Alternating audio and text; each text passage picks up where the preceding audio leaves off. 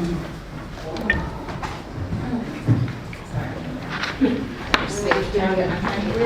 much material on this week.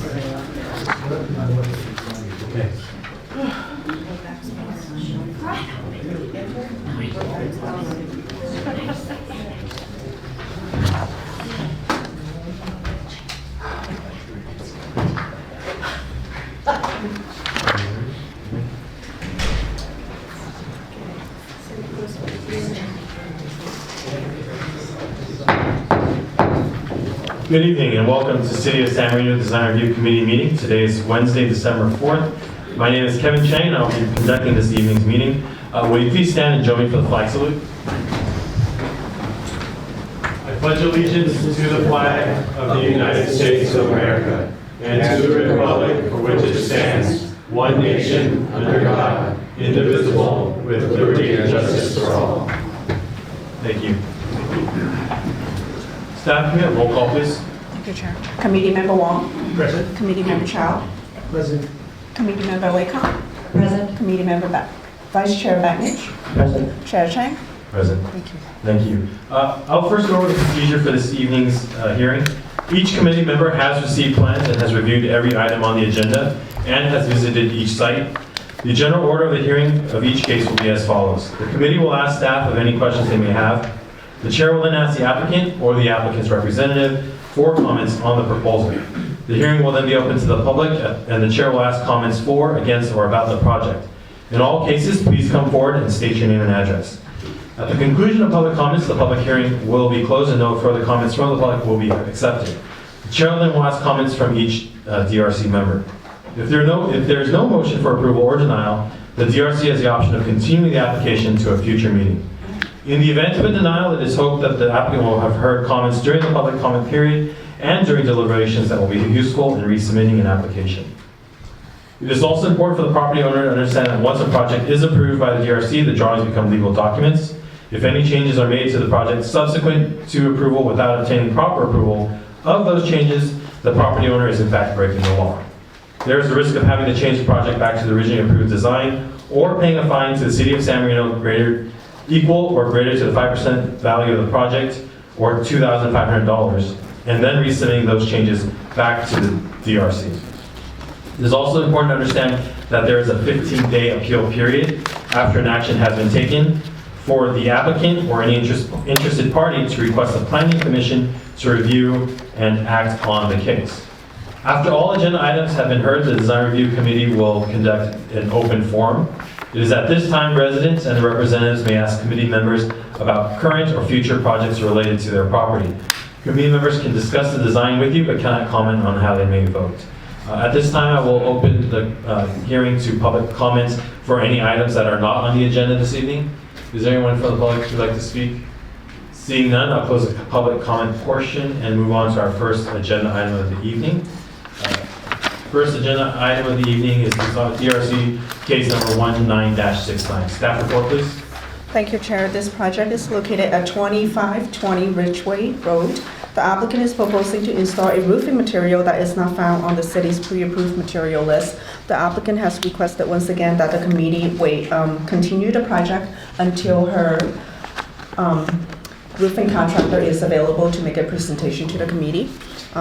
The applicant is also waiving the Permit Streamlining Act to allow the committee to extend the action date until the January 15th meeting. Thank you. Thank you. Is the applicant present this evening? No? Okay. So we will take note that we did receive the notice from the applicant that they are in fact waiving the Streamlining Act timeline, as there was necessary action by December 6th, at which time we will not be able to make a decision until the following meeting on the January 15th meeting. Are we having a January 15th meeting at this time? We are, because the first Monday of January is on the 1st. Okay. Very good. All right, do we have a motion?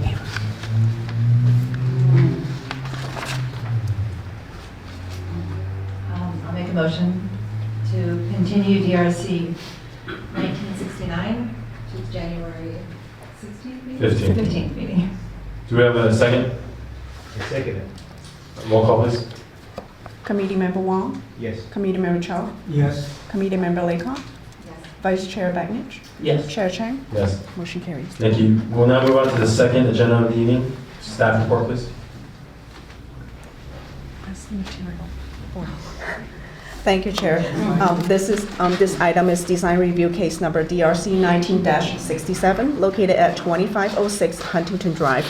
This is a new commercial sign that is requesting for commission for a new business known as Callaway Realty. The applicant is proposing to install a non-illuminated wall sign on the building, and staff is able to make the compatibility finding for the proposed material, size of the signage, and the font of the signage as well. Staff noted that on the same building and on also the adjacent building, other signage are in plastic-like material, and this is the material that the applicant is proposing to use. Thank you. Thank you. Are there any questions for staff from committee members? Yes.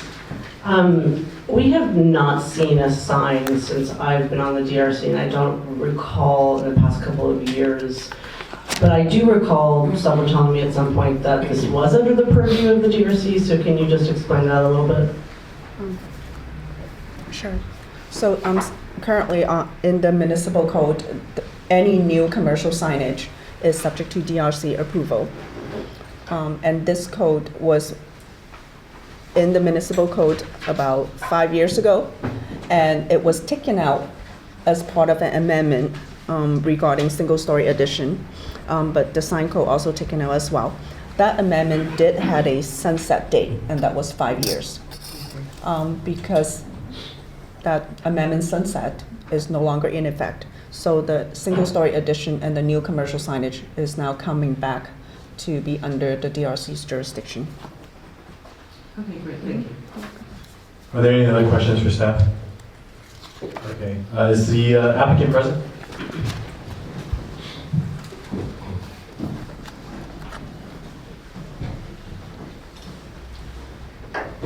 Yes, I'm Chris Detweiler, the owner of the building, and we live at 2790 Wallingford Road in San Marino.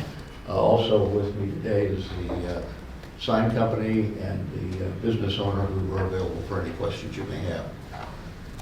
Thank you. Is there any questions for the applicant? I think a couple of questions. One, the adhesive for the, I guess the method of attachment for the sign is purely a silicone adhesive, is that correct? Let me ask the sign company to answer that. Thank you. Please state your name and address, please. My name is Eric Gonzalez. I'm an agent for Signs of Success. I live in 604 West Harvard, Ontario, California, 91176. Thank you. So I brought the adhesive with me. You had a question about the adhesive. Correct. And we do have a clear silicone. I'm going to pass it around so you guys can take a look at it. It is a high bond adhesive, crystal clear, so there's no residue or no visual to compromise the facade. And also it dries in this translucent color, transparent, or it dries white? It will dry in a crystal clear form. Are there any other questions for the applicant? I have a question for you. It says that your sign, new sign will be 102 inches wide by Yes. 14 inches tall, right? Yes. Now, the current sign is down already? Yes, the existing sign is down. Right. I didn't get a chance to drive by. Yeah. So the new sign, does that cover completely the old sign? Is it exact the same size or slightly larger? The old sign was a single piece of plastic. That's been removed and the face of the building has been repainted, so you can't see where the old sign was. Oh, okay. So it's been filled and repainted. So essentially, we have a brand new face to install a brand new sign. Thank you.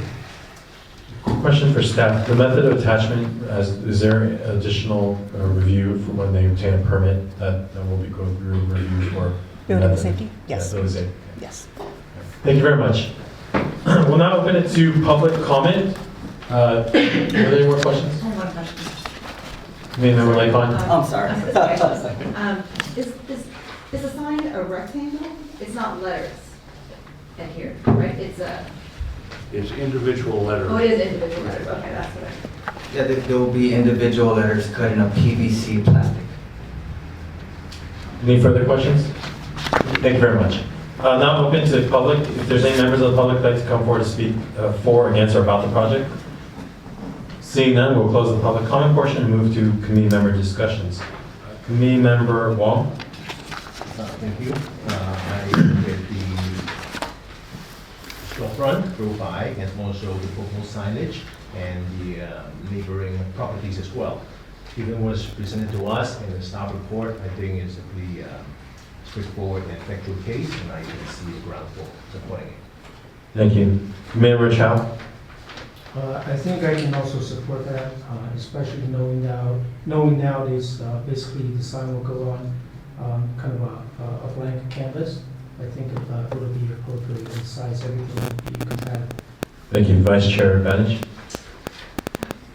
Yeah, so I'm glad that this is coming back under the DRC purview, because I've noticed a lot of signs going up on Huntington Drive in the past maybe couple of years that either they have like weird lights, not weird, they have some lighting functioning or glowing, or they're very plasticky looking. They are sort of plasticky or shiny, or they just don't seem to match the commercial guidelines that we have. So I'm glad to see that this is coming back under our purview. I think that, our city has been very consistent in its preference for natural materials. I do realize that there's been a 5-year sunset on this, and that maybe any material was considered to be okay. But I think it's good for us to go back to an emphasis on natural materials, or materials that at least look more natural. So I think that this design is very nice. I think that the font is nice. Now that I see the color in person, I think looks a little better than how this printout was, a little lighter on the green maybe. But I would like to see us using more natural materials, or as I said, at least materials that give the appearance of being more natural. So I would prefer that to happen than PVC and plastic. Thank you. Committee Member Lacon? I agree with what has been said. I think the font is fine, the size. I would like to see a more natural material as well. And I would prefer something in black or maybe a darker green. Something that doesn't stand out so much and look unnatural. All right, thank you. I think in reviewing the design, it's pretty subtle and will achieve what it's meant to do, which is to draw attention to the business, but not overtly and not to be an eyesore, which I think it's fine. So I'd be able to support the project as submitted. Do we have a motion? I motion to approve design review case number DRC 19-67. Second? I'll second that. Roll call, please. Committee Member Wong? Yes. Committee Member Chow? Yes. Committee Member Lacon? No. Vice Chair Bagnich? No. Chair Chang? Yes. Motion carried. Thank you. We'll now move on to our next agenda item for the evening. Agenda item number 3, staff report, please. Thank you, Chair. Item number 3 is design review case number DRC 19-17, located at 1706 Hillier Drive. This is the second hearing for this single-story addition items that also involve exterior modifications. And the applicant is also proposing to use a roofing material that is not found on the city's pre-approved material list. At the first hearing, the committee cited concern with the proposed skylight locations, front door treatments, exterior lighting fixtures, and whether or not the new roofing material will seamlessly blend with the existing material. Staff is able to make the finding for compatibility with the immediate neighborhood. The project will remain as a single-story building with modest treatment. Staff, however, has a suggestion about removing some of the existing roofing material from the back of the home and reinstalling these material along the frontage over the new front porch in order for the front portion of the home to facing the street to at least have a seamless roofing material. That would be the only recommendation that staff has. Thank you. Thank you. Are there any questions for staff from the members? Seeing none. Applicant? Good evening. I have a presentation. Is it possible to share that? Sure. Good evening, community members and community chair. My name is Eric Lynn, 2570 Canterbury Road.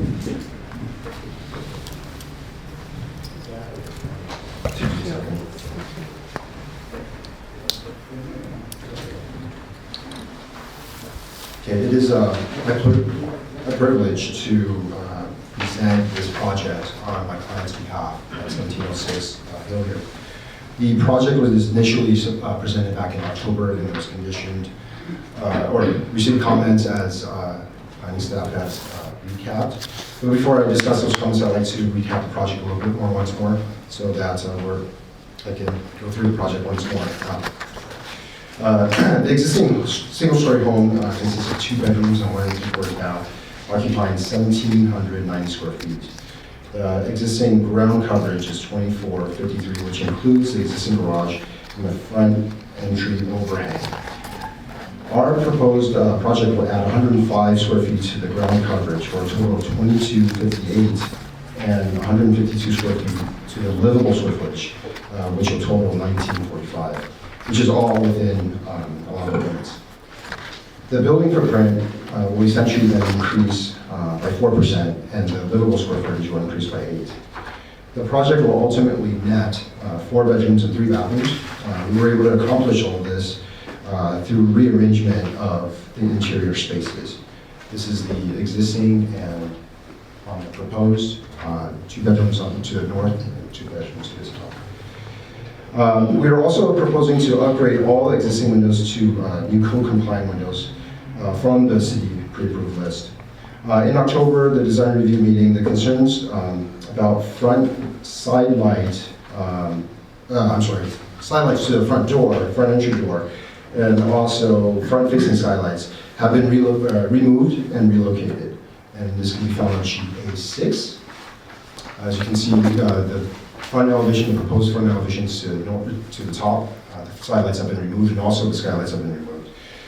We are still maintaining natural light through skylights, but they are rear-facing.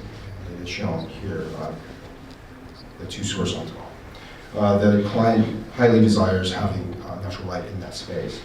The discussion about regarding roofing material, let's use the existing roof that is on the home is in good condition, as has been noted in a home inspection report generated back when the home was purchased. I have a copy of that report here with me. 63 pages long. I just printed the first sheet in the index and also the page that talks about the roof in the back.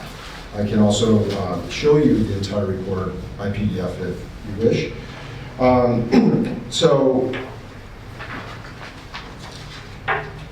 And with the recent rains, we did an investigation walkthrough of the project, and there's no signs of water leakage. So for the rear portion that we're adding to the project,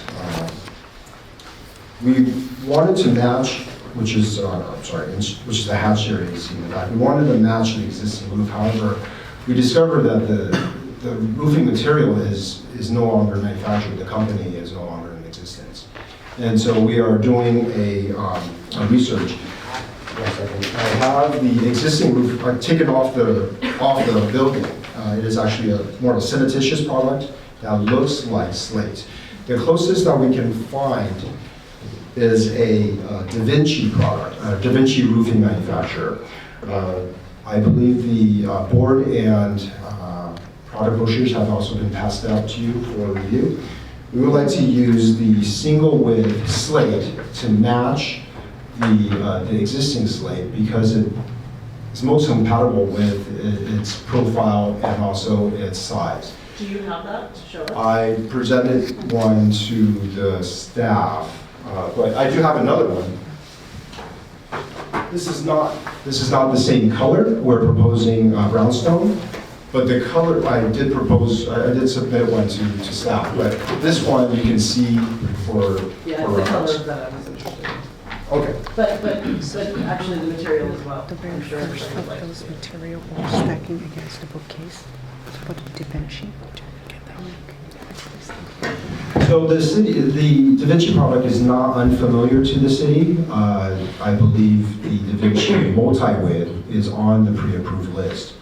All I'm simply asking for is approval of a single width because it better matches what's on the existing project. I believe these, and also for the light sconces, the last meeting there was a comment that it was a little bit more decorative. We've kind of pared it down so that it's a little bit, on the top left, it's a little bit more indiscreet.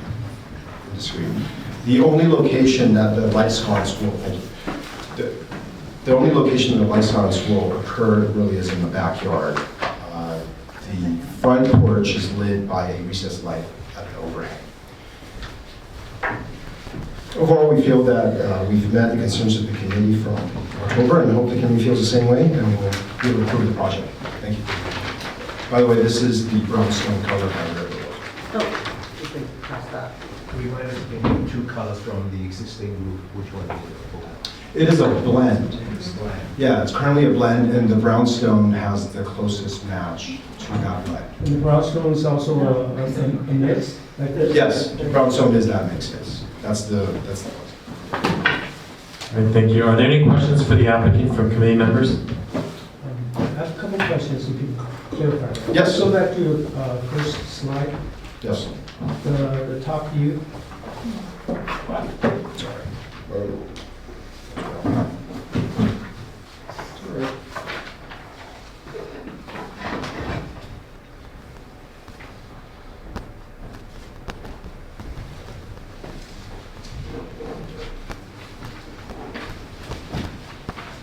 It's the one that shows all the skylines. The top view. Oh, the roof plan. Yes. Understood. Sorry, it's not playing along. So, if you could clarify. Yes. Right now, we can see clearly there are 6 skylines. Yes, So you basically took the front 2 and moved to the back. yes, sir. But originally, the plan you submitted, we saw on October 2nd, there were altogether 4 skylines, but 2 in the front, 2 in the back. No. There were 4 in the back and 2 in the front. The 2 in the front were the ones that were objected to, and so I relocated them to the back. That's not what I have here. I brought the original plan, the previous one, and it only showed 4 skylines.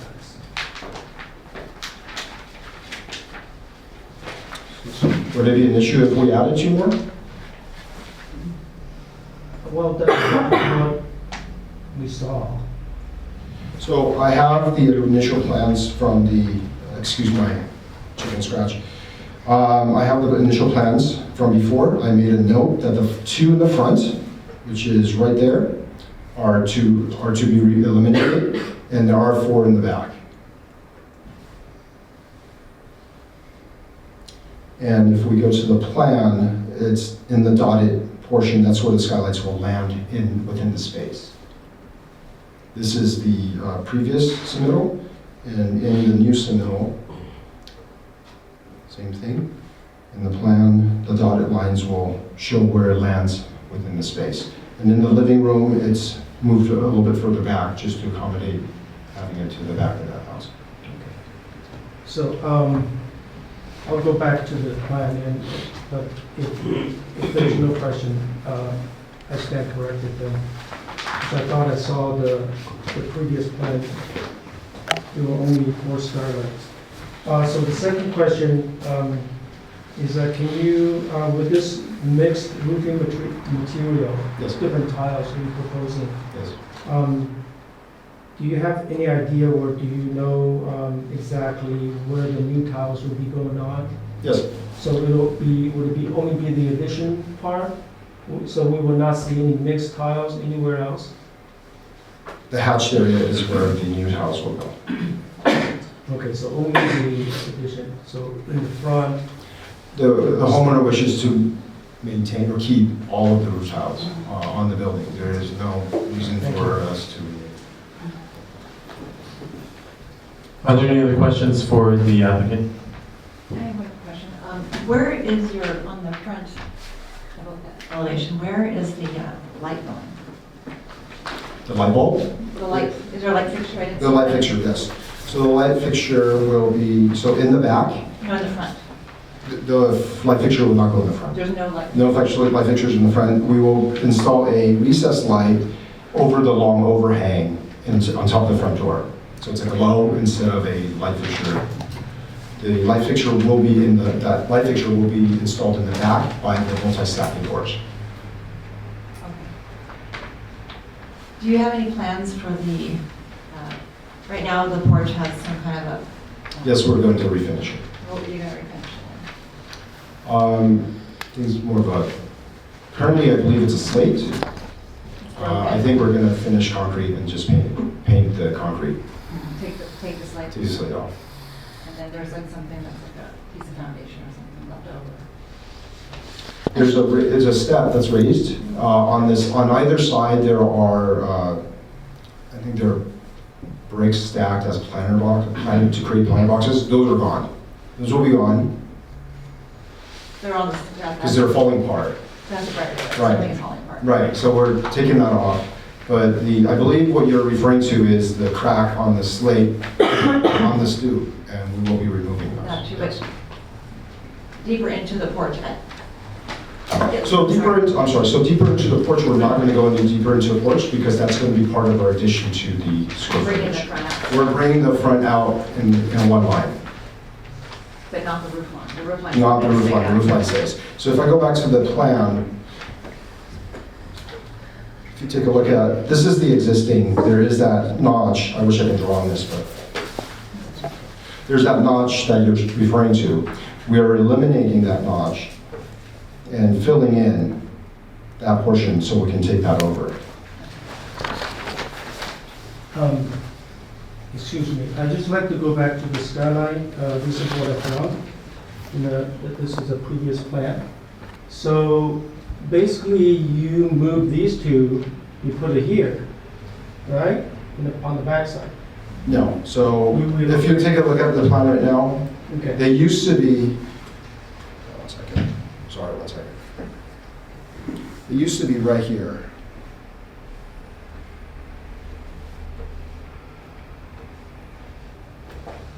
And I've relocated them to this area, right here. Right, that's what is Yes. shown here. Right, so previously there were 6, I'm still maintaining 6. So, however, I think my understanding was that these two will be gone, and I don't, I just want to clarify that.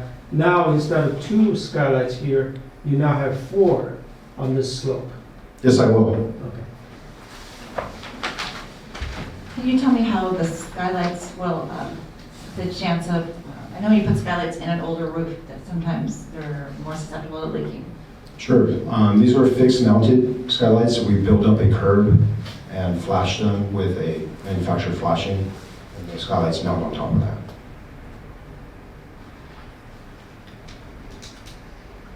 So are you done with your presentation? I'll just say my I question. think so, yes. Oh, okay. I am in I believe we are in the question. Okay, I just wanted to be sure. So I also had a question about the skylights. I know there's a lot going on with this project, and it's not just skylights, but I saw like a brand name written for the skylight, but not what type. It just said the brand name, which I forget right now. It's a Velux? Yeah, It's a Velux Velux or similar. FCM, which means it's a fixed curb mounted. So it's curved. I mean, it's fixed. It's not going to be operable. Okay, Velux is it FCM. flat? Yes, it's flat. Okay. Yes, so on the, Is that included in the plans, the actual model? yes, it's on the, It's it's on the window schedule. On the schedule, I only saw just the brand name, but I could have missed it. That was, as long as it's noted and it's Velux flat. Velux are equal, and it says fixed mounted bronze in color. Let me highlight it. So, but there's no, is there a model number? There is no model number. The model numbers are based on the size. So the model number is like 30, 48, 24, 16. That's the model number. That's the size. That's kind of- Okay, I mean, but it says that brand or equivalent, so that could be kind of anything at that point. That's my point. I just, But it will be a skylight that wide. Velux is what we're preferring. We might find something that is equal, or that might be better, or the client wishes to put in. But if you want me to stick with Velux, I can do that. I can just it's make more it- the style of it, but yeah, I'll address that in my comments. Are there any more questions for the applicant? Seeing none, thank you very much. We'll now move to the public comments portion of the hearing. Anybody who'd like to come forward to please speak for or against or about the project, now would be the time. Seeing none, we'll close the public comment portion and move to committee member discussions. Committee member Layton.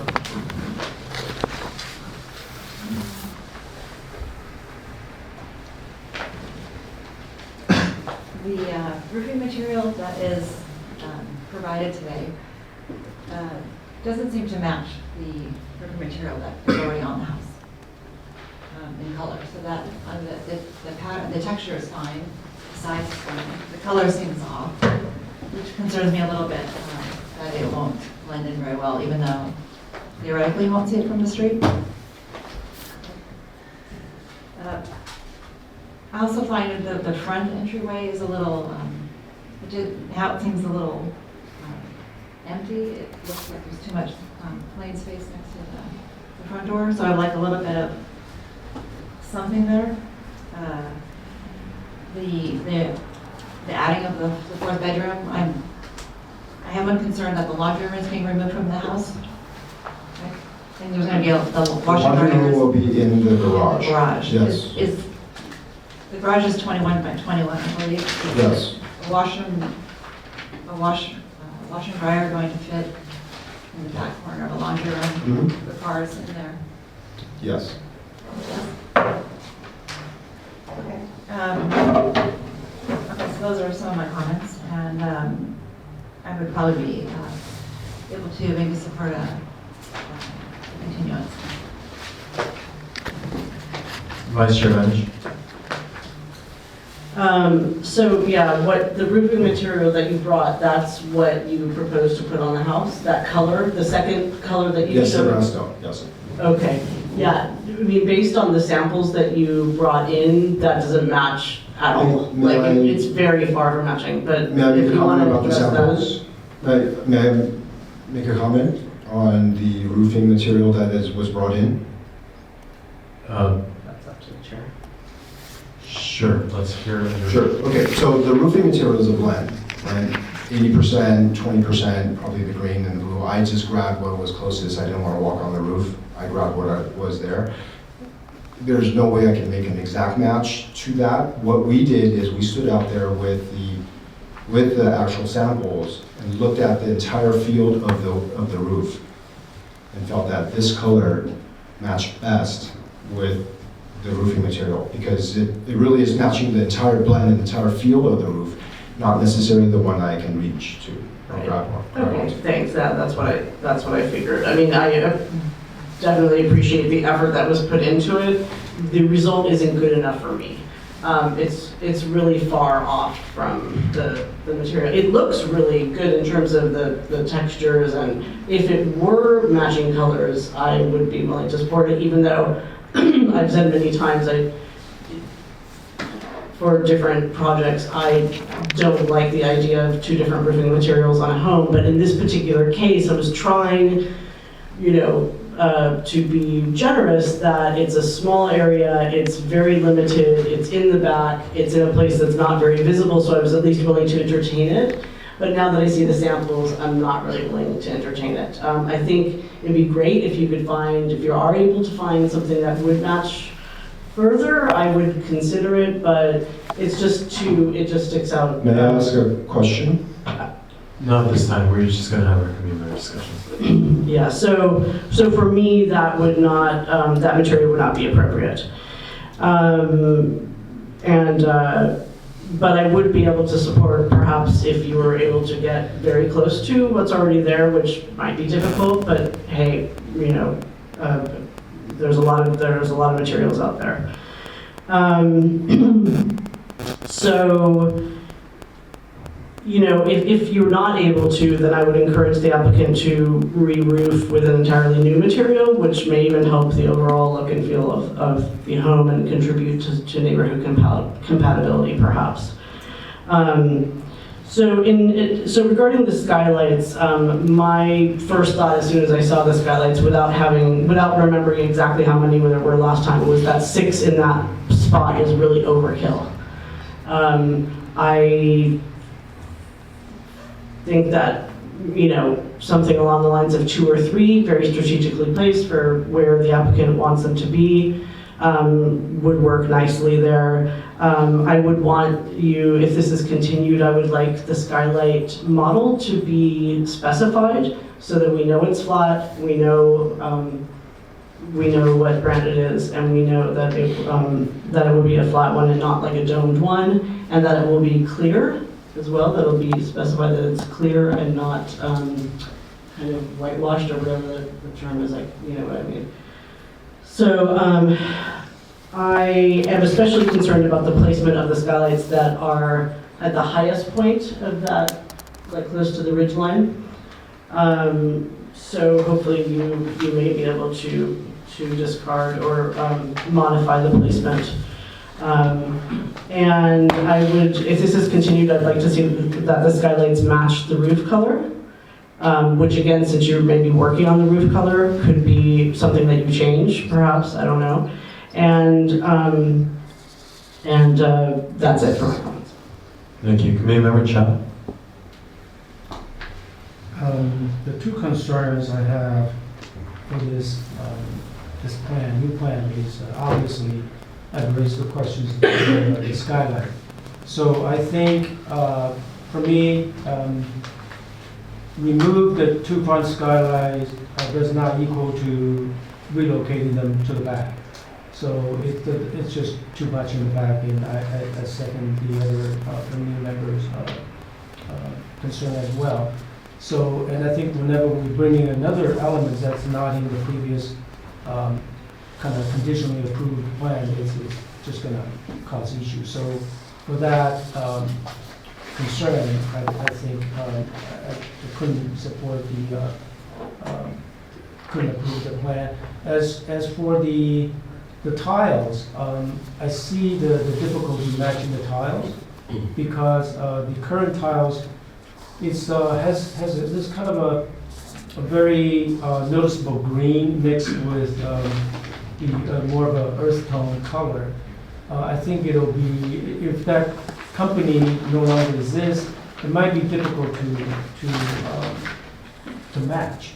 So I think I could probably approve using the brownstone Da Vinci for the addition part only. But like I said, the skylight part is kind of an issue for me. So based on that, that's where I stand. Thank you. Committee Member Wong. I appreciate the applicant's reference of the comments the committee made last time. And I agree with fellow colleagues that relocating the front two skylights to the back really make the back really overkill. And unless there's any particular reason, I think it is difficult to support. However, I also share the comment made by Rick that given the discontinuation of the old roof tiles and the fact that it is a smaller roof area at the back and not visible, the owner would, I believe, have the intention to make the overall roof appeal to be consistent and coherent. So rather than we go to the site and take a look at the overall palette of the roof, I would be willing to support the use of the proposed tile material at this time, but I have reservation on having 6 skylights at the back as well. Thank you very much. I agree with most of the comments. With regards to the skylights, I also feel like there is too many in the rear of the property. Even though you cannot visibly see it from the street, from the north and south elevation, I think even from the east, you may be able to see them with so many. So I would also take issue with that. With regards to the roof, I am also, I can sympathize with the applicant that there is a discontinuation, but I am in support of allowing the applicant to try to find a better match if possible. I'm not sure if you've exhausted all resources or just defaulted to Da Vinci because that's on one of the pre-approved list items. However, if we could find a better match, I'd be in support to allow for a continuance at this time. Do we have a motion?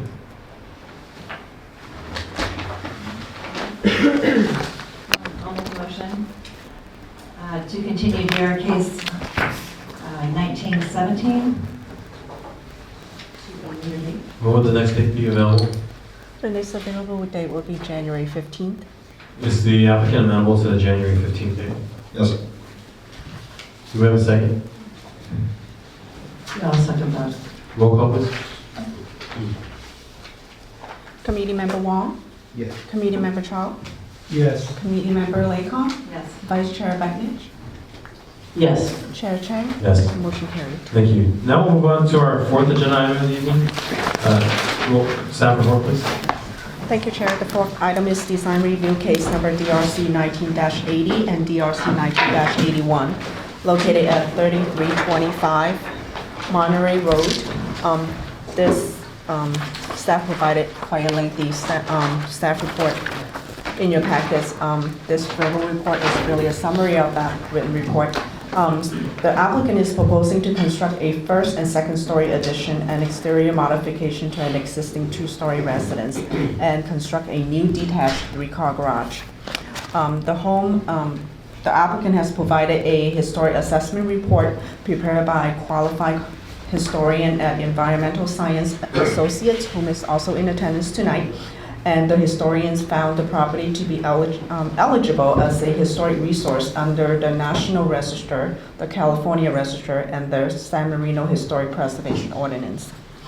For that reason, staff has included an initial study and an explanation of the initial study in your packets and for public review as well.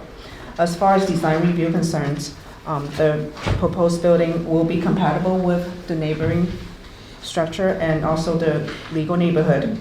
The project would retain and restore the south facade of the structure, thereby allowing the structure to maintain its current compatibility with the legal neighborhood.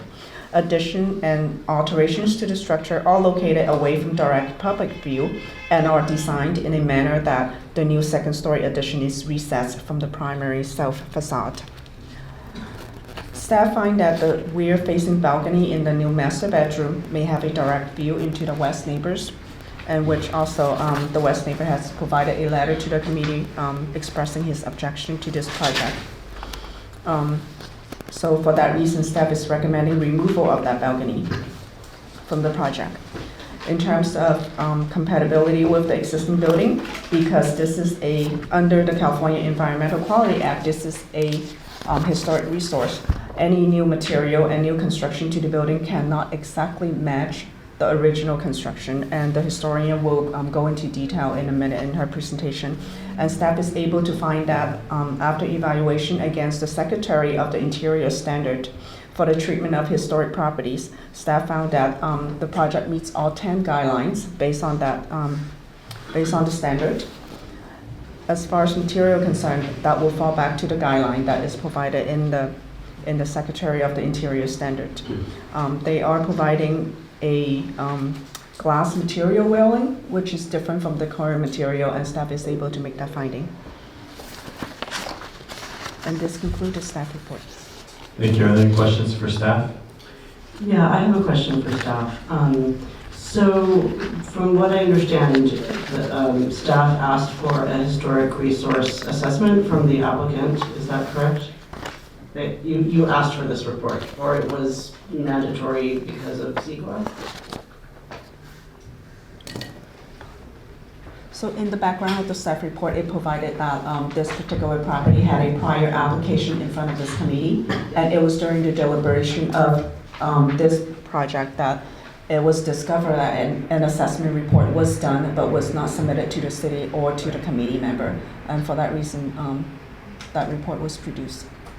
Okay, but I was only asking that just to ask that the report was requested by staff, but also with the report, we got a whole opinion about whether or not it was like a commentary on the proposed project. Correct. So did staff ask for that? Yes, we did, the impact analysis. And it is typical for staff to request for the impact analysis, from a qualified historian.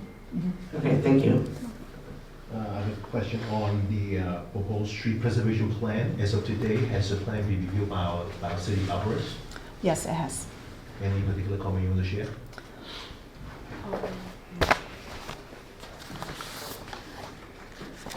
So the arborists default back to the prior tree preservation report submitted for the last application, although the site has not changed much in terms of the tree inventory on the property.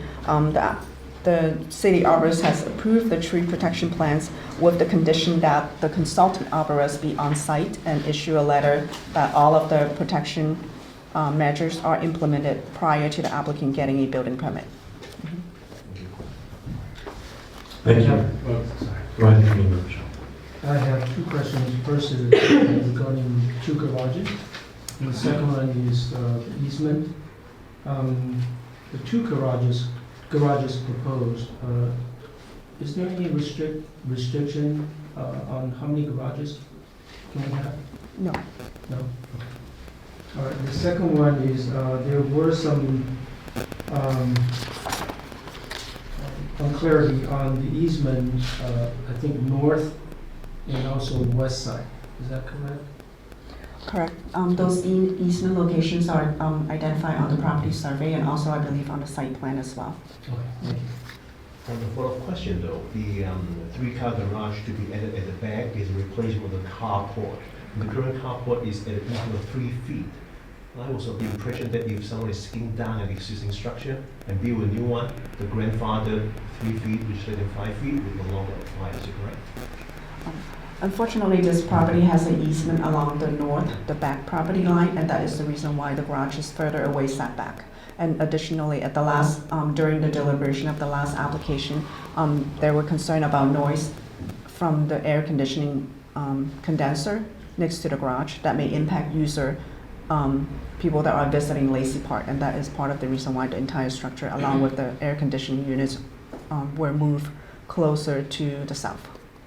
My point is the east side setback of the three-car garage with the east side property line. Currently, the plan shows 3 feet, which is exactly the setback as the carport to be removed. Yes. Isn't the legal setback 5 feet? For an accessory structure, the legal setback required from the side and the rear is 2 feet. Okay, thank you for clarification. Thank you. Are there any other questions for staff? Seeing none, is the applicant present?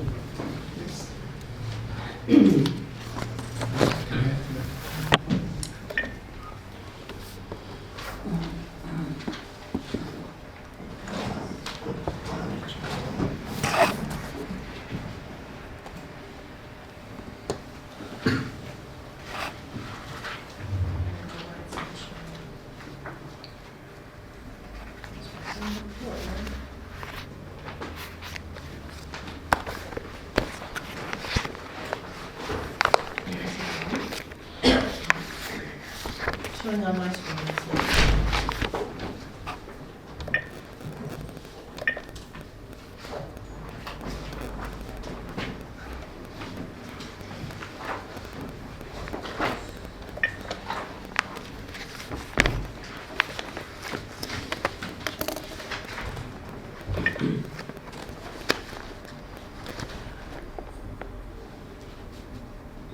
Simply have to wait a little bit. Looked at it.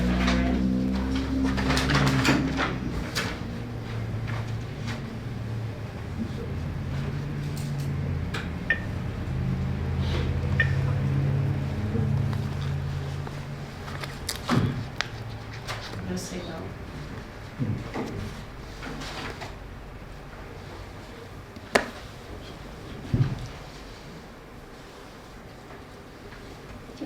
If we can't get it going, you can just present on your screen and show it and point it to the staff, to the committee members. Well, I think we have a model. I think the model explains this as well.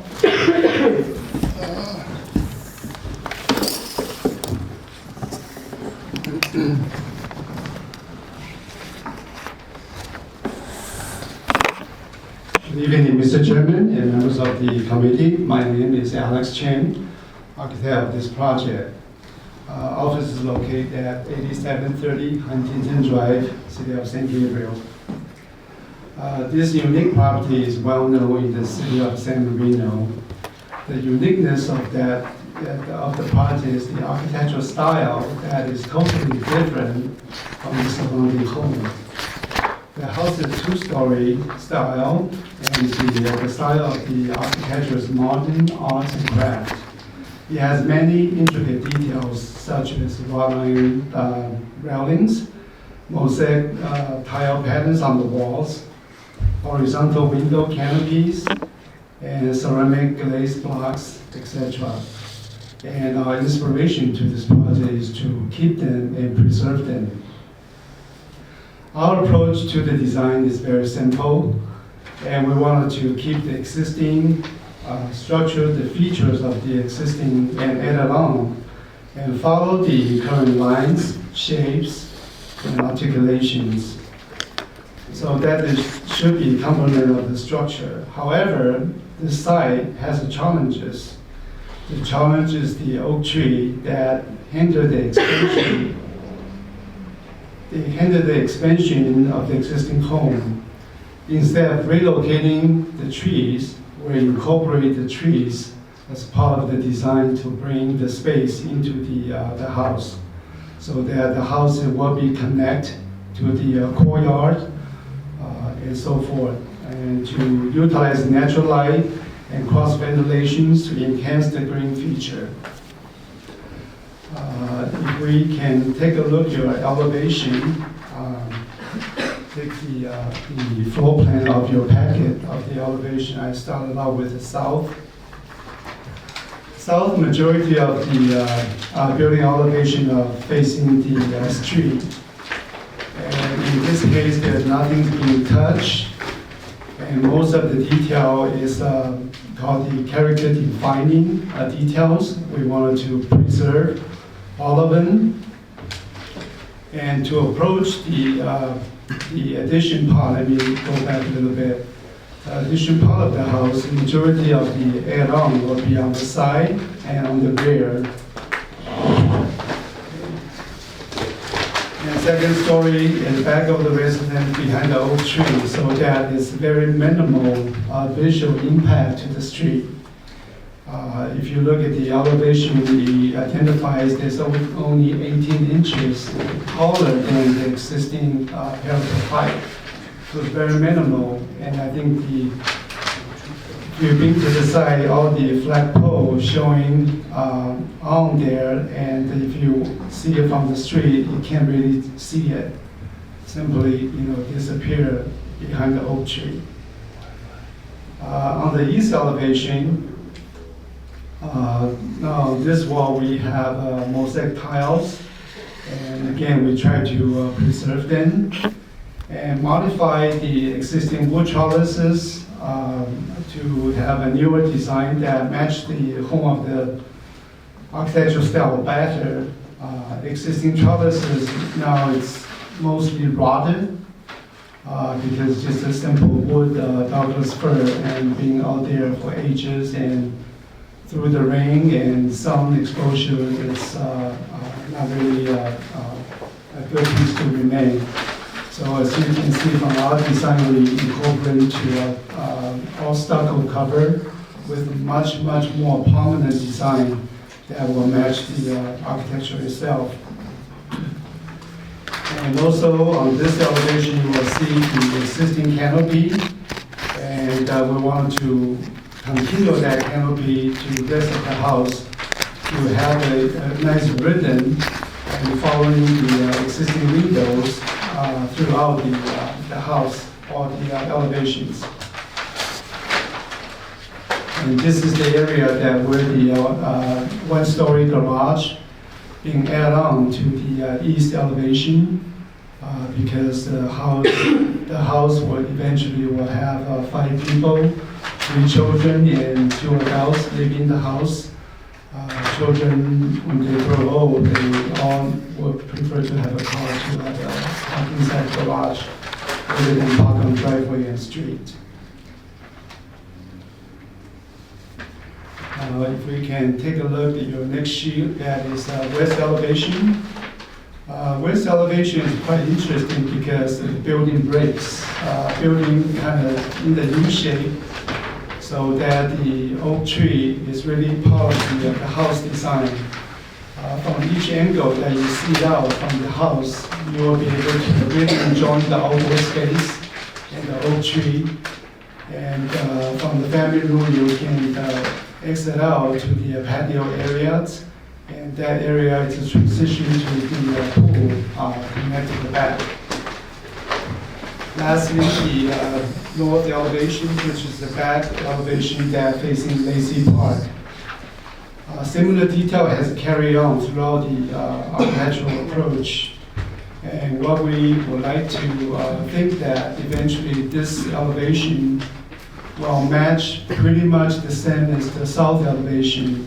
So it will be a complement to the existing design and the proportion of the added common structure.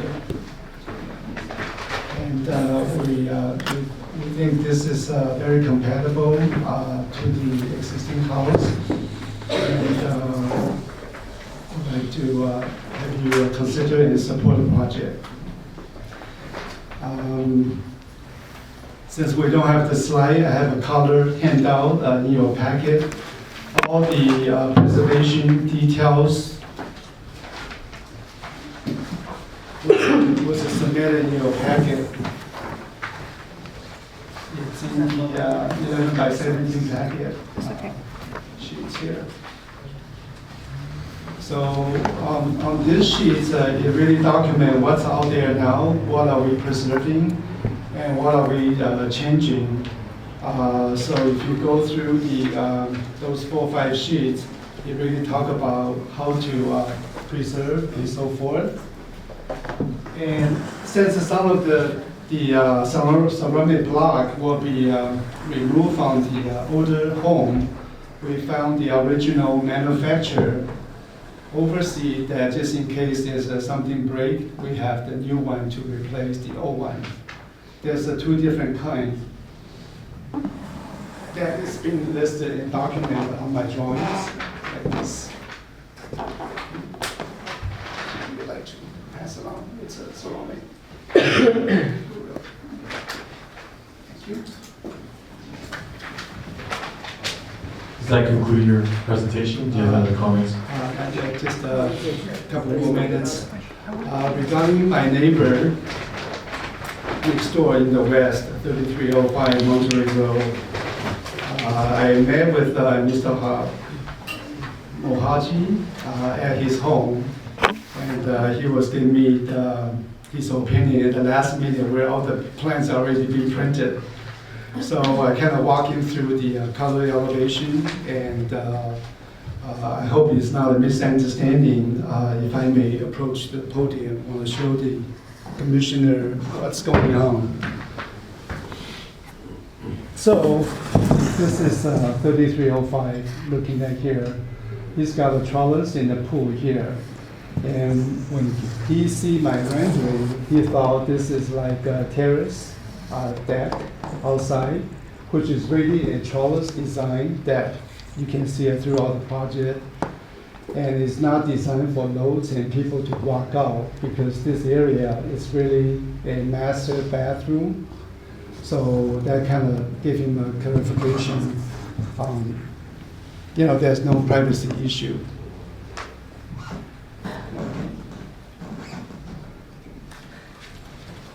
Thank you very much. Is there anything else, Bill? Yes, and we also have well-known colleague here from ESA, Margarita, and Dr. Margarita will give us a presentation about the preservation issue. Thank you. Thank you. In anticipation of potential possible technical difficulties, we printed out a copy of the PowerPoint. So if you would mind finding that. So ESA was commissioned by Tina Lai to prepare a historic resources assessment and a CEQA impacts analysis for the subject property. I'm Margarita Jarabek, Director of Historic Resources at ESA. The report was prepared by our staff, Allison Garcia-Keller, MS, and Senior Architectural Historian, and Gabrielle Harlan, PhD, Senior Architectural Historian. All our historians meet and exceed the Secretary of Interior's professional qualification requirements in both history and architectural history. So the residence was constructed in 1924 and designed by notable architect Frederick Hust in the modern style. You can go to page 2.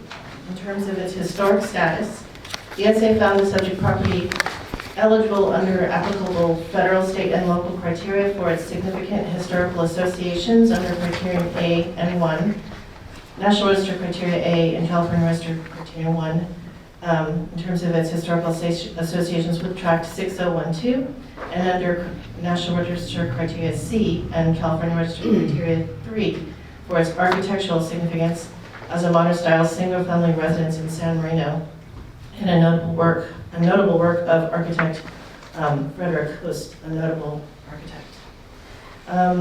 We further recommend that the property be assigned a historic resource status code of 3S and 3CS, noting it is eligible for listing through survey evaluation. In terms of its character-defining features, we would go to page 3. We can move through these fairly quickly. We've included photographs as well. So we begin with the landscape with the poured in place scored concrete driveway, sidewalk, and steps. The concrete planters at the west property line, which were part of the original design, as well as the stuccoed concrete wall and the plantings along the facade. On page 4, containing character-defining features, you see the historic photo above, in black and white, and below, the current view of the facade. So the articulated rectangular massing includes the one-story massing to the west and the projecting two-story projecting two-story volume at the center. So it has an irregular footprint. It has a flat roof with parapet at the main volume, stucco cladding with horizontal wood covered siding at the back out over the garage, and a variety of decorative ceramic and cast stone tile work and wood French doors and wood frame windows. So it's a interesting, irregular footprint with a variety of 1- and 2-story masses that extend out into the landscape. And the front entrance is on the 1-story portion. You walk up the sidewalk, and then you turn into this courtyard at the front entrance.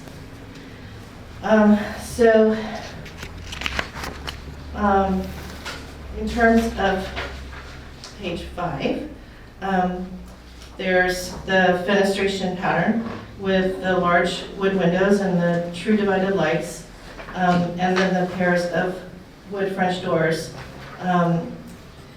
And also, you can see in the images, the bottom image is where the front entrance is. you're looking into the living room, and then the front entrance is to the right in that space. And then up above, you can see the projecting balcony and the pool, the water feature, which was originally there, but the jelly tile, which were passed out examples of, have been removed from the first story, and they need to be restored. So moving on to the next page. You can see the original wood balcony with the dentils and decorative iron railing. And up above, you can see in the historic photograph that there were once decorative concrete relief blocks. Those are going to be restored. And down below you can see the original design with the jelly tile blocks and the water feature, which would be restored. On the next page, the character-defining features, including tile work and cast stone tiles, are also continued over the entrance and around that area. There are vertical bands of blue and teal tile, and there are also, and you can see a detail of them down in the bottom image to the left, some of the remaining ones. So basically, we've documented what the original appearance was, and we've found what's existing, and the plans include restoration of these original character-defining features. Move on to the next page. So in this area, the second floor, the clapboard-sided area, was an addition that happened soon after the project was completed. But we feel that it's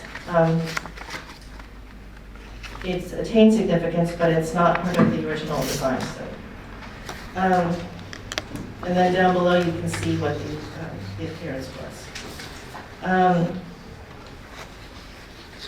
And again, additional character-defining features on the next page with the decorative tile details and the wood window assembly. So in this area we have some bands of blue tile and metallic tile as well. So that's really the character-defining features. Now we're moving to the project as it relates to the historic resource. So the project involves rehabilitation and preservation of the existing building, and then the addition of the new construction at the back and along the side. So there are some areas where the new construction touches the historic building, but it largely preserves the publicly visible elevations of the historic building, where most of the character-defining features that are distinctive are located and would be preserved.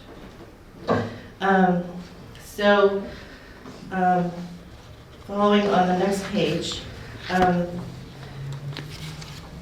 the project preservation considerations include uncovering and restoration of tile work at the various locations, replace it in kind of 8 by 8 inch cast tiles. So where the tiles are missing, then the missing tiles would be replaced in kind, matching the original tiles. Restoration of the wood balcony with dentils and metal railing back to the original appearance. Restoration of the glazed jelly tile screen under the balcony where pieces are missing. And we found the matching examples that we passed out. Rehabilitation of the wood driveway gate that's existing and was original. And rehabilitation of some of the retained existing windows and doors that need repair or replacement in kind depending on their conditions. So they would be retained. The jelly tiles that exist at the guest house will be removed, and it must be noted that those tiles, the guest house is a later addition, and those tiles are slightly different in style to the original ones. However, we feel they're still valuable, and they will be removed and stored and could be used where tiles are missing and might be necessary to replace. However, it's preferable to match the original design where possible. Damaged tiles that cannot be repaired will be replaced in kind with tiles sourced from the original manufacturer. With regard to the windows at the new addition, the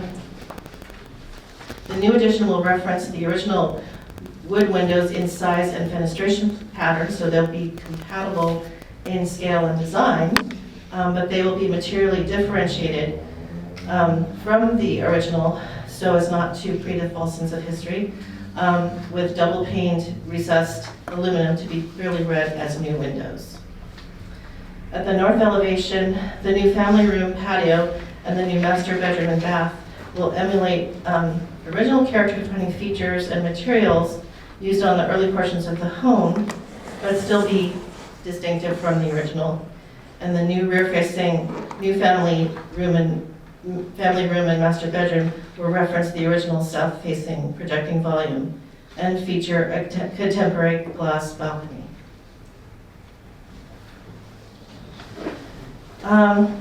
So, in terms of our CEQA review, we conducted an impacts analysis both for compliance with CEQA and for compliance with the Secretary of Interior standards. So if a project conforms with the Secretary of Interior standards, it is considered mitigated pursuant to CEQA and would have a less than significant impact.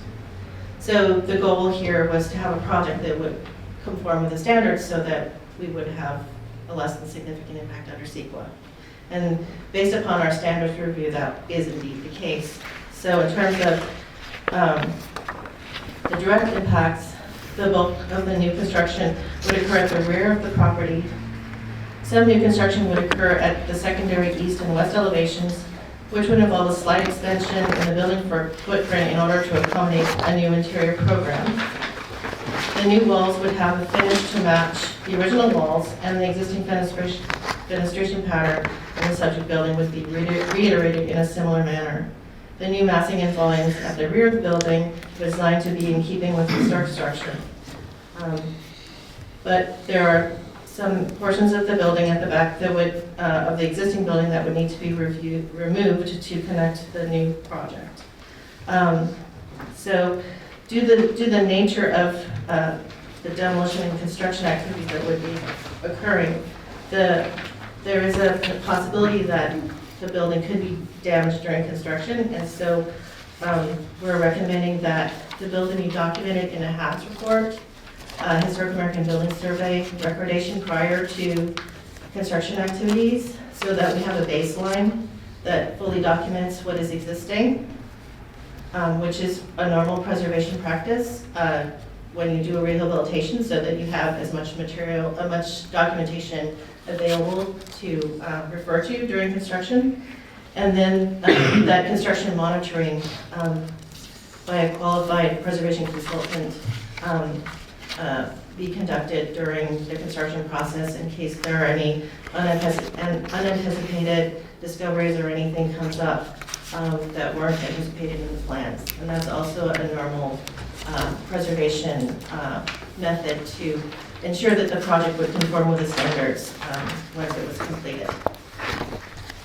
In terms of indirect impacts, we looked at whether or not there were any neighboring properties that were potential historical resources that could potentially be indirectly impacted by the project. The project would not materially impair any adjacent properties. It wouldn't physically impact them. It wouldn't detract from their eligibility as potential or existing historical resources. So pursuant to CEQA would not have an indirect impact to any adjacent resources. In addition, due to substantial tree coverage on the western portion of the property, there would not be a view, any direct view from 3305 Monterey Road. The western portion of the property is where the majority of the new construction would occur, and views from 3305 Monterey appear to be obscured by trees. The neighboring property to the east at 3345 Monterey Road would also not have direct views of the construction. The majority of it would be taking place at the rear of the subject property. and potential views of the new construction from the neighboring property would be indirect views from secondary elevations set back from Monterey Road.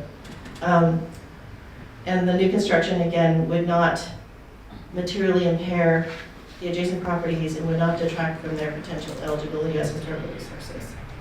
Therefore, the project would result in no indirect impacts to historical resources in the vicinity. So in terms of conformance with the standards, just to go over those in a little bit more detail with you on the next page. So the project was found, as stated in detail in our historic report, to conform with all 10 standards. But I wanted to focus in particular on standards 2, 3, 6, 9, and 10, which are most pertinent to the proposed property. The project, go to that spot. So the historic character of the property will be retained and preserved. The proposed project will not include the removal of historic materials or alteration of historic features that characterize the property. The project would rehabilitate character-defining features and prioritize repair of features over replacement. However, if it's necessary to replace a feature due to deterioration beyond repair or to loss, that feature would be replaced in kind based upon documentation of the original. The primary facade would remain intact in its original configuration. The secondary east and west elevations would be extended to accommodate a new program in the building's interior. The new exterior finish and windows would be compatible with the existing historic material. Under Standard 3, the property will be recognized as a physical record of its time and place and use. The project would include new construction in addition to a rehabilitation work. The original features, including the ceramic jelly tiles and wood screens, wood balcony with metal handrails, and decorative tile and cast stone tile, would be preserved and rehabilitated in place or removed and replaced back in their original locations as part of the preservation treatment process. There will be some... I'm sorry to interrupt. If you can just move to the conclusion. Sure. I think at this point the committee has read through the entire report. Okay, that's great. If you could just... Be happy to. So I think basically I want to say that, you know, we found it eligible as a historical resource. We thought it was valuable to preserve. We made sure that the character-defining features were clearly identified and would be preserved under the project. We find that the project would conform with the standards as far as it is designed. However, there is the possibility, you know, with development of the final construction drawings and the construction process that things could change. So we want to make sure that the project has a HABs report and has construction monitoring to ensure that the project has completed with conformance standards. Thank you very much. Appreciate it. Are there any questions to the applicant from committee members at this time? Yes. Maybe, Committee Member Wong. I read from your plan saying that in between the driveway tiles, you'll be using synthetic turf. Is it correct? It's not in natural material. That is correct. Yeah, because real grass with those 6-inch gap were never nicely growing. So with the synthetic, you always have the appearance that is always well maintained. And this is the back of the driveway gate. Locations behind the gate, you know, on the east side. Any other questions? Vice Chairman? No, actually. All right. Thank you very much. We'll now move into public comments. If there's any members of the public that come forward to speak for, against, or about the project, now would be the time. Seeing none, we will close the public comment portion and move on to committee member discussions. Committee Member Wong. This is a property of very unique character in the city of San Marino. And I have the privilege of driving through it on a regular basis and walk into it finally. It is really under-attended and sadly. However, I can tell that the applicant has put in decent effort to try to bring back his deserved character and glory. I in particular appreciate the effort of rehabilitating and documenting the uniqueness of the initial design and try to use the material, or if that can be found in time, be used to replace whatever is damaged.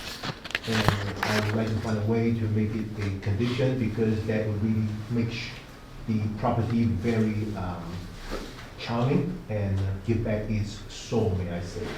There are many areas that I'm sure would be covered by my colleagues, but I really want to share the opinion that given all the effort of the owner and the team to make this property so beautiful again, using artificial turf is really not what I think makes sense, as if I were putting on a casino but on flip-flops.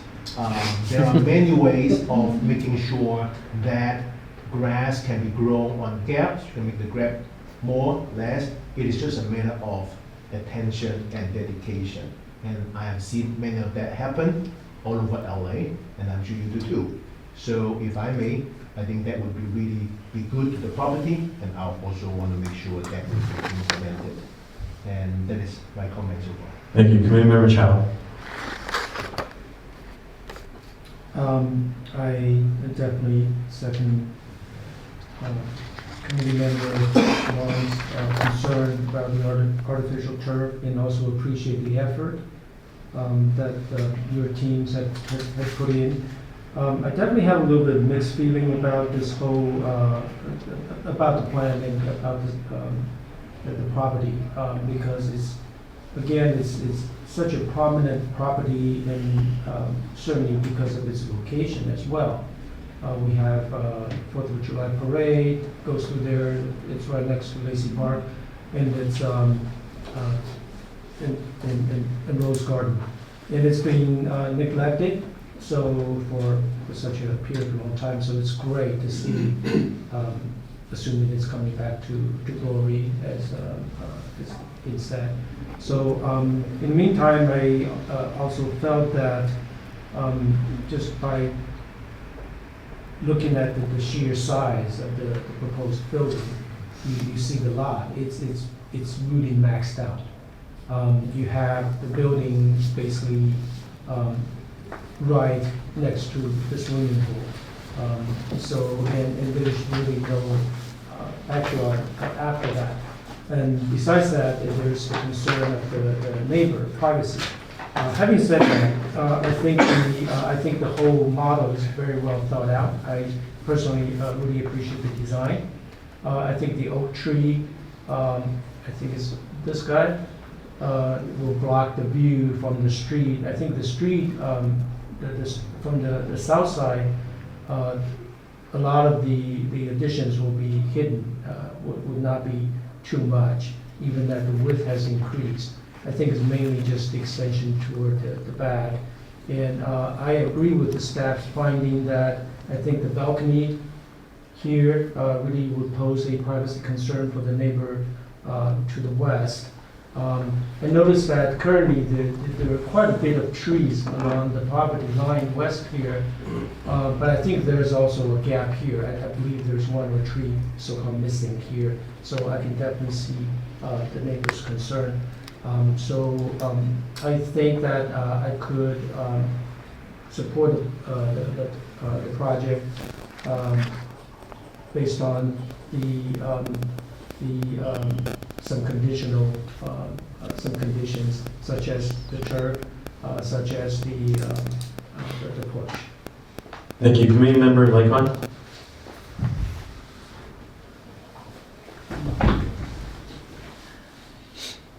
I too appreciate the renovation and the restoration of the property. It's really a beautiful home, and it's been neglected and talked about for years in town. And it's great to see somebody bring it back to life.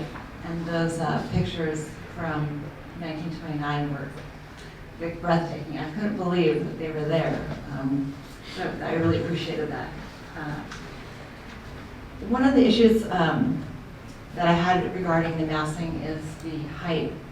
Like right now, the vertical mass in the front is the prominent feature of the home, and everything else kind of steps down behind it. And with the addition of that mass in the back on the west, it's very high, and I'm just worried that it's a little bit, throws the balance of the house off. And the other thing we haven't talked a lot about is the removal of the chimney, I believe, and the relocating of the chimney to the west portion of the living room, where it's going to be present a new vertical feature that will be maybe not compatible with the main vertical massing, which I'm not sure about that. And then with the chimney under the oak trees, it doesn't seem to be ideal. So that part is a little concerning to me. I agree with the balconies. I would like the removal of the balcony off the back. I don't think it's that necessary, and I am concerned about a privacy issue for the neighbor to the west. I'm a little concerned with the height of the west addition, in that it's very high, like I said, higher than the front, and it would be maybe covered by the oak trees, but it's a lower elevation from the house. There's a huge step down into the backyard, and I don't really know how tall that is. Is that, I'm not asking for an answer now, I'm just saying that's something that seems rather high considering. Are you going to build up soil to the same elevation? Just still some questions for me. I also would like maybe the two-car garage not added to the house. I think that kind of throws off the balance of the house as well. But I like the front, and I like all the use of the original tiles and the doors and windows. I think that's very nice. Thank you. Committee member, Vice Chair Badish, please. So the last time we saw this, or the last couple of times we saw this, we were evaluating this as just another home addition. And now we are evaluating this in a slightly different light, which is that we are evaluating this as a home addition to a property that has been considered by experts as I don't know how to call it, like a landmark structure, both for by federal, California, and local San Marino standards.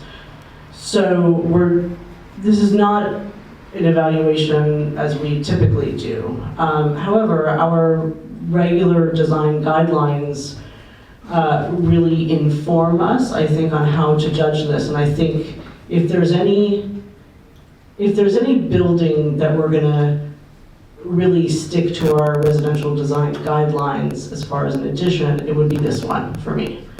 Because, not just for me, but because of the importance that it has been given by this report. So essentially our job is to use our residential design guidelines and to decide whether this addition does or does not detract from this structure's character-defining features, which are defined in the report as its overall massing, its bold asymmetrical configuration, clean lines, large central volume, and I'll stop there for now. So addressing those issues, most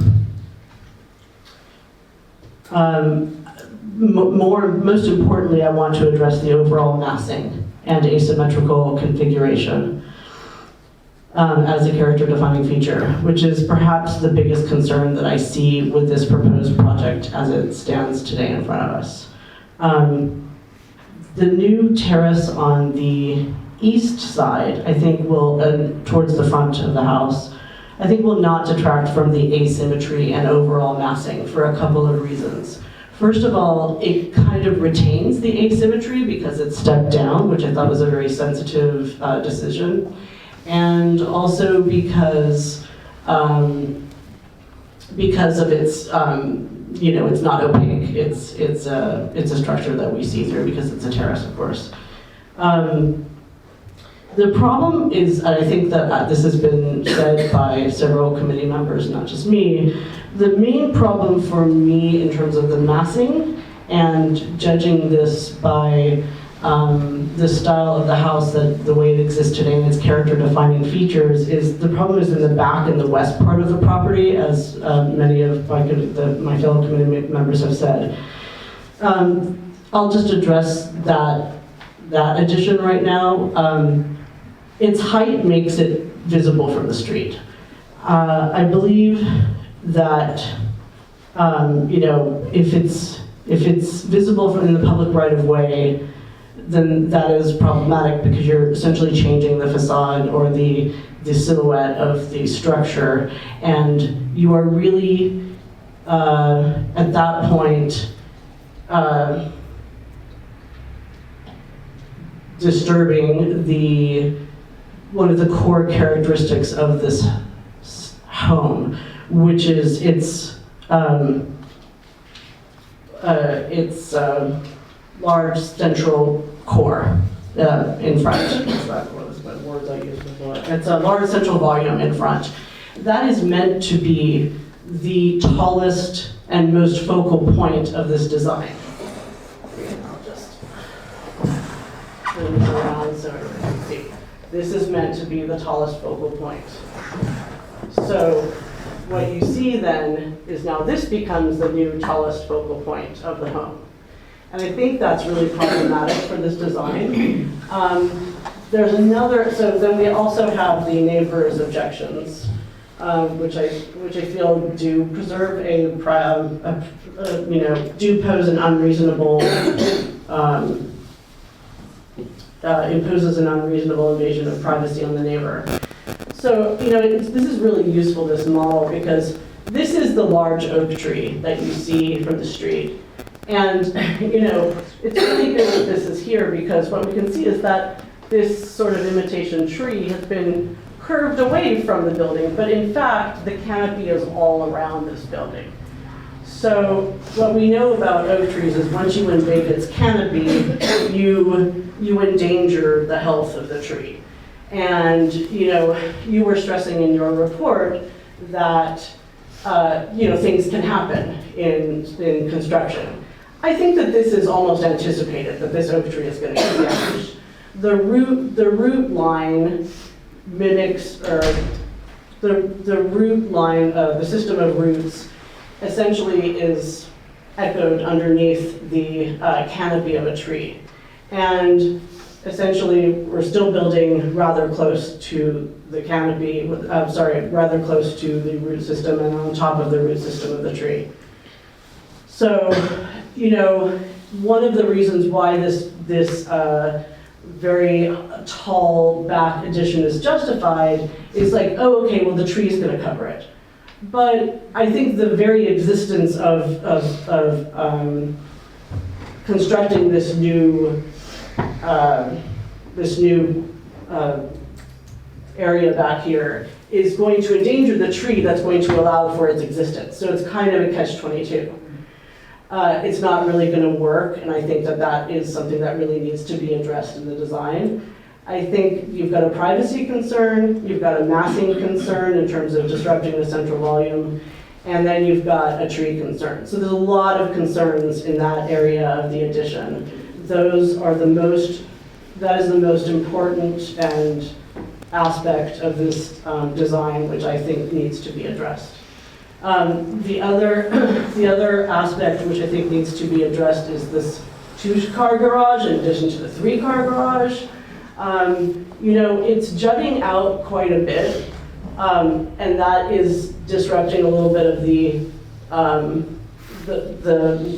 the original shape of the home.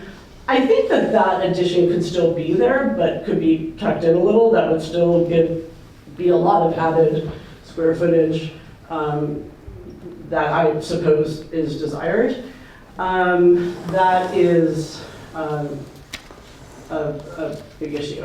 I also noticed in the report, and I read all of this report, which was very good and very helpful, but there was, I think, a major omission to the report, which is that the landscaping of this house was actually done by Armin Turner.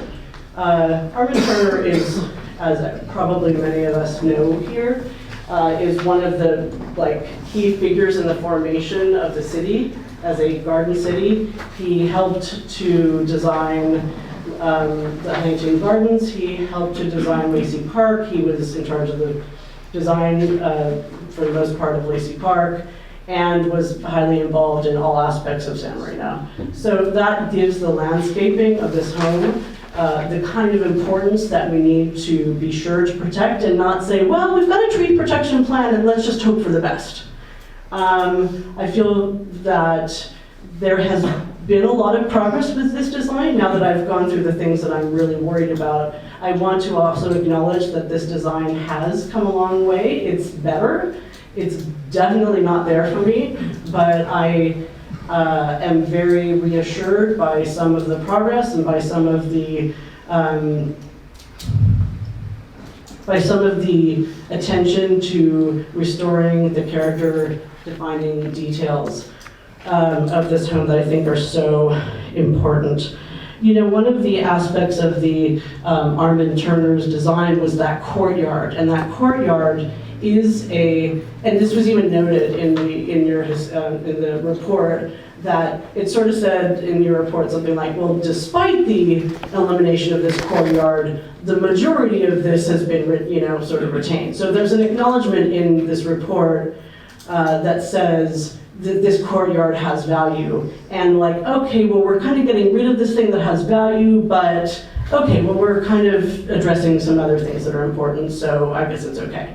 So that courtyard, that interior courtyard, and the oak tree that accents it are really, and now that we have the Huntington Library photos that so clearly show the original intent of this courtyard, seem important to retain. And so this, again, that back addition, that I'm going to call it a pop-up. The pop-up in the back is disrupting that courtyard.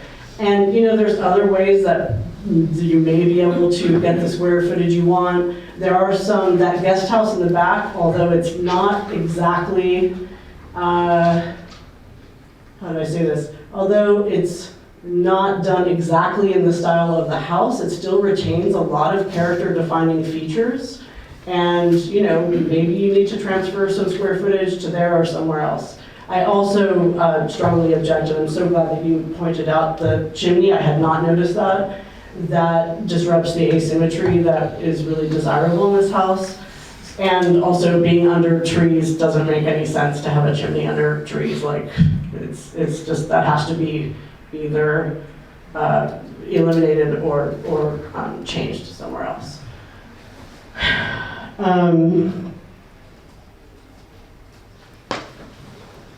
In addition, I'd like some more detail on how the tiles and reliefs and the ironwork will be restored, and I would like that to be part of the plans.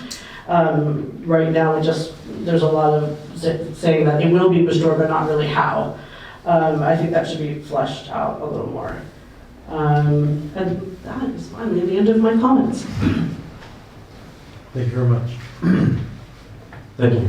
I want to applaud the applicant. I think they've done a very good job of being respectful to the existing architecture and the existing details of the home that make it defining in the neighborhood and in the community as a whole. I agree with most of the comments being made by all committee members. I am supportive of the overall renovation or rehab of the structure. I don't take so much issue with the massing. I do feel like the elevation and heights of the rear addition do overpower a little bit the front focal point of the home. So if the height could be reduced somehow in the rear, I think that's fine. I appreciate that the addition does integrate the existing oak tree. Given the oak tree in its location, you've really done the most you can to try to achieve the addition and the additional square footage that the homeowner is looking for. So I recognize that, and I think it's an approach, and I'm sure with an arborist monitoring and a tree protection plan, that oak tree will be able to be preserved. I also would agree with the comment of the parking garage. I think it can be tucked in a little bit to the west in order to maintain that open thoroughfare view that the home currently has from the driveway all the way to the back. I think that's one of the key elements to the home. Otherwise, I overall like the direction the design has gone, and I think given the detail that's been highlighted in the efforts by the applicant to try to retain the historical pieces such as the jelly tile and the railing, I think it's a good project, and I think it's going in the right direction. But I believe there is some work that can be done further to address the committee members' comments. With that, do we have a motion? Yes, I'd like to make a motion to continue, oh boy, where is it? I'm sorry, I'd like to move to continue design review case numbers DRC 19-80 and 19-81, 32325 Monterey Road. February 5th. Sorry, February 5th. Oh, and that would be continued on February 5th. Correct. Chair, Is that yes? if I may have the architect to provide for the record that he's waiving the permit streamlining act. Please, can the architect come forward? Yes. Yeah. Yes, you would. You agreed to waive the Streamline Act. Okay.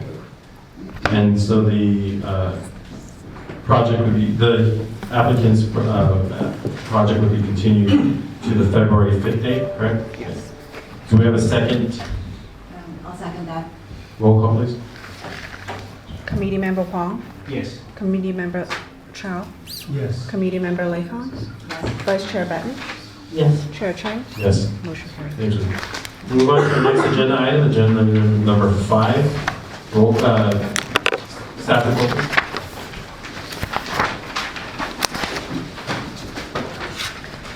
Thank you, Chair. Item number 5 is design review case number DRC 19-59, located at 2105 Sherwood Road.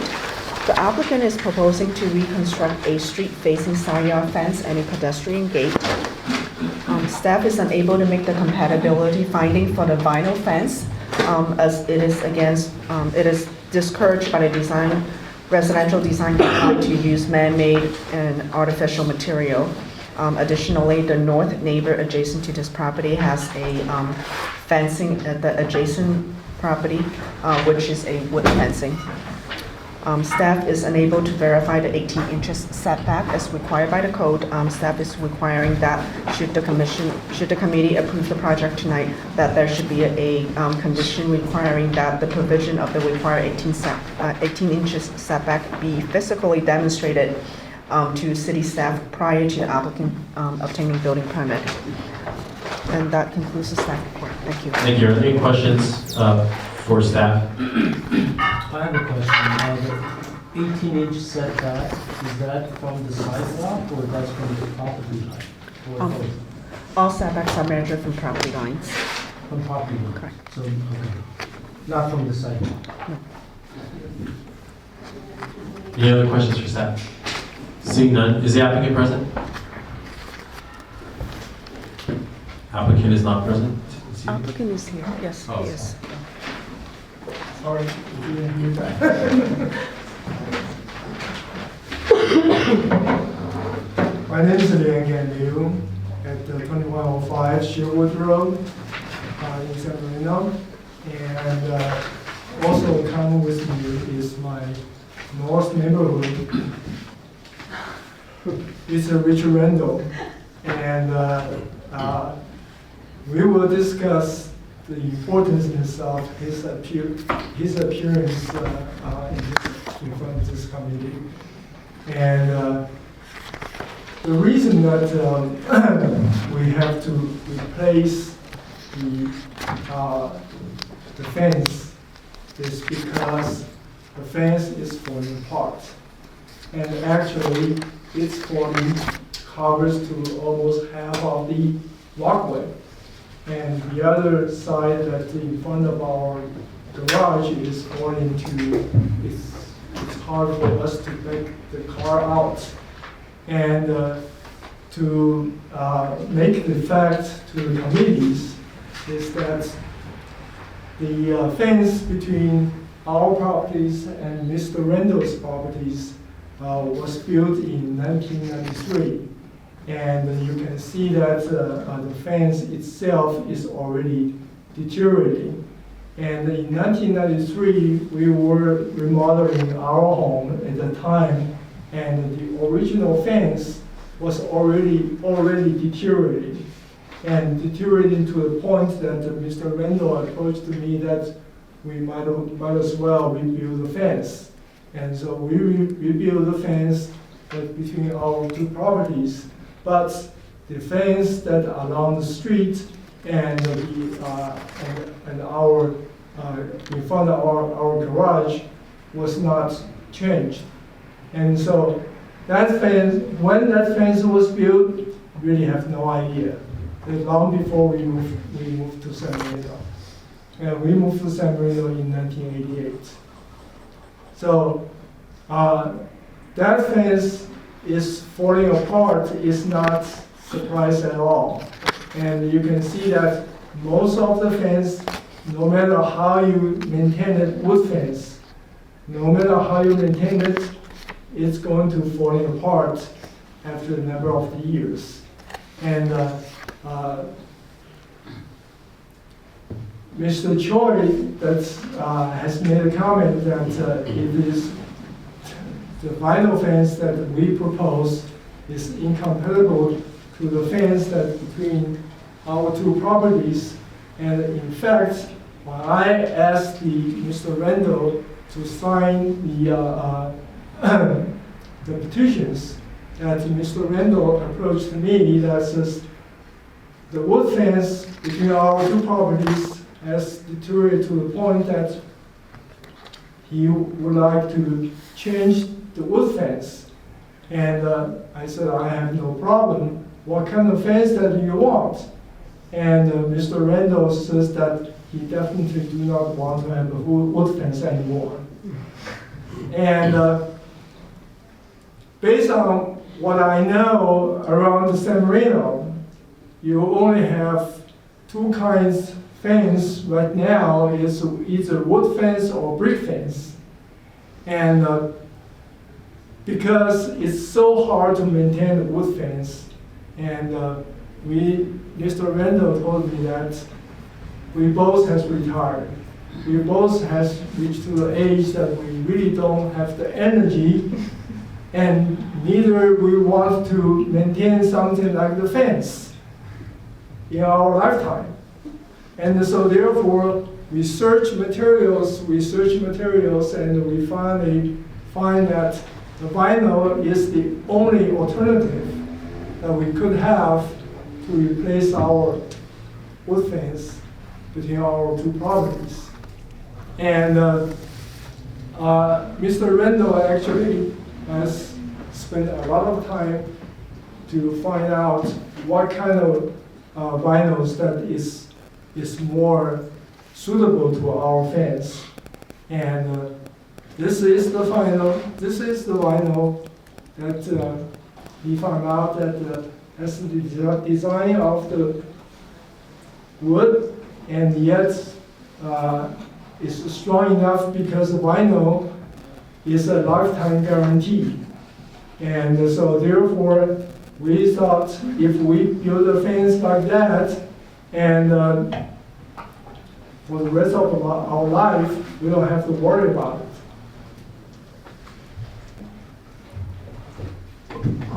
Okay, thank you very much. Are there any questions for the applicant from committee members?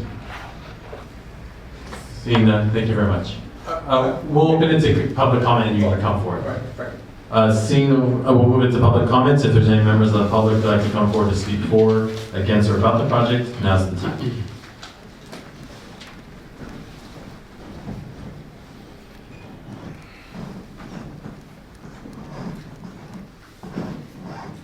First of all, thank you very much for this opportunity. I know you've been here a long time already this evening, and you've spent 5 hours each or more going through this, and actually, a long time ago, I had the same function. Thank I you for understand. waiting also. Well, I know there's a lot of work that goes in, both staff work and committee work before these hearings, so thank you. You know, I agree with everything Mr. Leo said, but I guess I would say, I would emphasize something. When we were thinking about this, you know, and replacing the fence, and it's particularly the part that's, I think, at issue here is the part that's along the street. And I think, Mr. Choi, you've seen that. So part of it is what would look good for San Marino. And actually, as I look at this, so this is the company is over in Burbank, or maybe it's Glendale. I've been over here 2 or 3 times, and they have a product which you have in front of you. I don't know where it is now, or a sample thereof. That is, they call it Duragrain. So it looks like wood. It is not wood, and I already heard several committee members saying they want only natural materials, and that may be your desire, maybe not my desire, and we all have different opinions.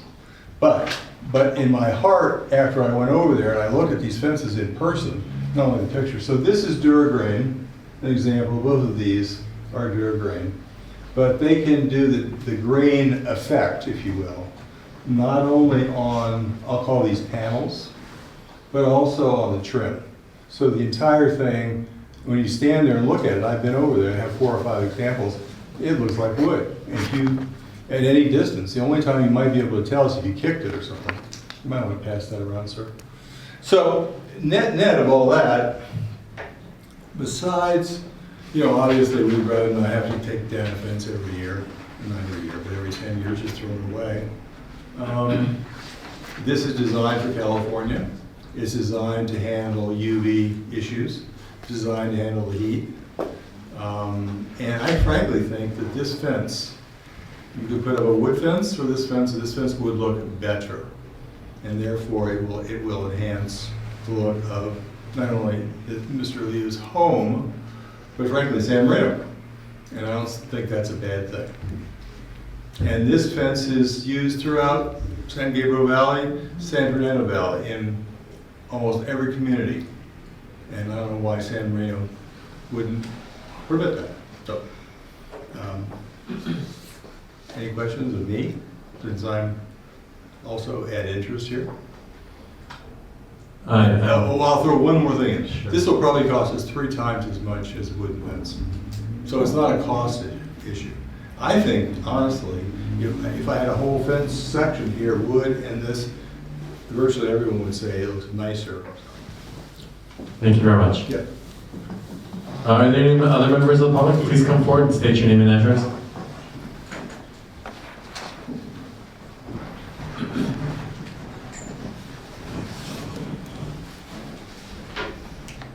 My name is Iris Robin, and I live at 2175 Orlando Road. I also reside in a community in Dana Point, South Laguna, and this issue has come up in our community. Many people, when they are remodeling, are putting up these vinyl fences. And the issue that has come up is that it looks like it cheapens the neighborhood in the sense that it's visible. I know when the Steels were alive at 2170 Lombardi, when we renovated and were before the Design Review Committee, which must be 25 years ago, Bill came up with the idea of why not building a slumstone wall, and we stucco and paint, and we capped it in brick. And we've never had to touch it in 25 years. We have a vine, they have some bushes or trees. And I just want to say that for the price we pay for homes in San Marino with our good schools, I don't know that we want to compare ourselves to the San Fernando Valley or other areas, which might have just as good families, but the architecture is different. And I think it's important to preserve what we have. Thank you. Thank you very much. Is there any other comments from any other public members who'd like to speak for or against about this project? Seeing none, we'll close the public comment portion and move to committee member discussions. Committee member Chapel. Well, for me, it really comes down to a pretty black and white issue. I think the idea that preserving our city, I think there's definitely, I have no doubt that some different product, or say, for example, vinyl fences can be very successful, but I also have no doubt they can look really bad. So where do we draw the line? Do we want to say that, okay, well, this could work, or maybe it won't work out? So I think there's a reason we have our guidelines, the reason that the staff, with their experience and knowing the city as we all do, recommend certain materials. They have their approved list. So as much as I hear your concern, the property owners and neighbors concerned, I thinking that, well, the material, the wood is just not going to last as long.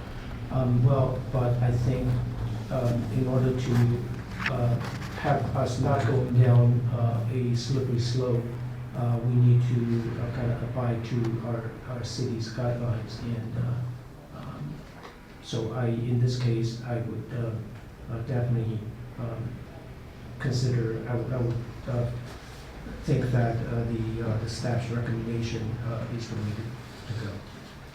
Thank you. Committee member Laycock? Mr. Chair, can I make a comment? No, we've already closed the public comment portion as well as the applicant. I'll just be short. I agree with Chairperson Choi. Rick. I agree with his comments. Thank you. Vice Chair Banish? I did not expect this to be something that I'm going to walk away from and go home and tell my family the nice story of the two neighbors who helped each other, consulted with each other. I cannot tell you how many times living in the city I have heard problems come up from neighbors just not talking to each other. So I just want to commend you for that. I also want to commend you for your presentations, which were outstanding. Yes, our design guidelines have a strong preference for natural materials. And that is to increase neighborhood compatibility. And that's a fancy way of saying so that things blend in with each other, because we are,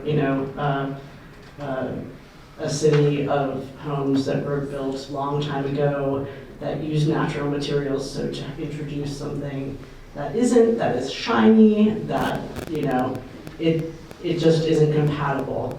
Unfortunately, despite your very good neighborliness and all of that, which I really do want to commend. It's really nice to see.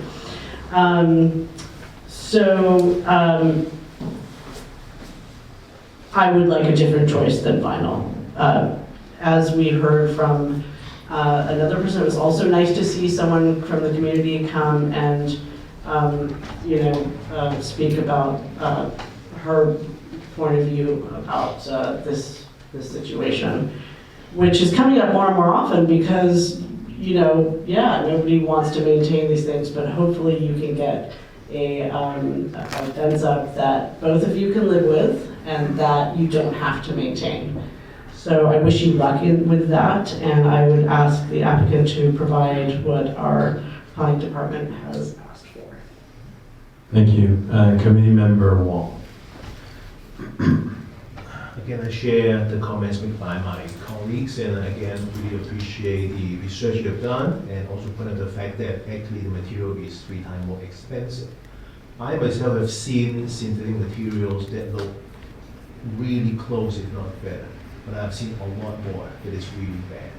With the design guideline in front of us, I think it would be difficult for me to say yes, but with your good work, maybe it is a path that you can work with the department to make it an improved product, because we do see evolution of use of material from wood windows into aluminum clad, but that's over time.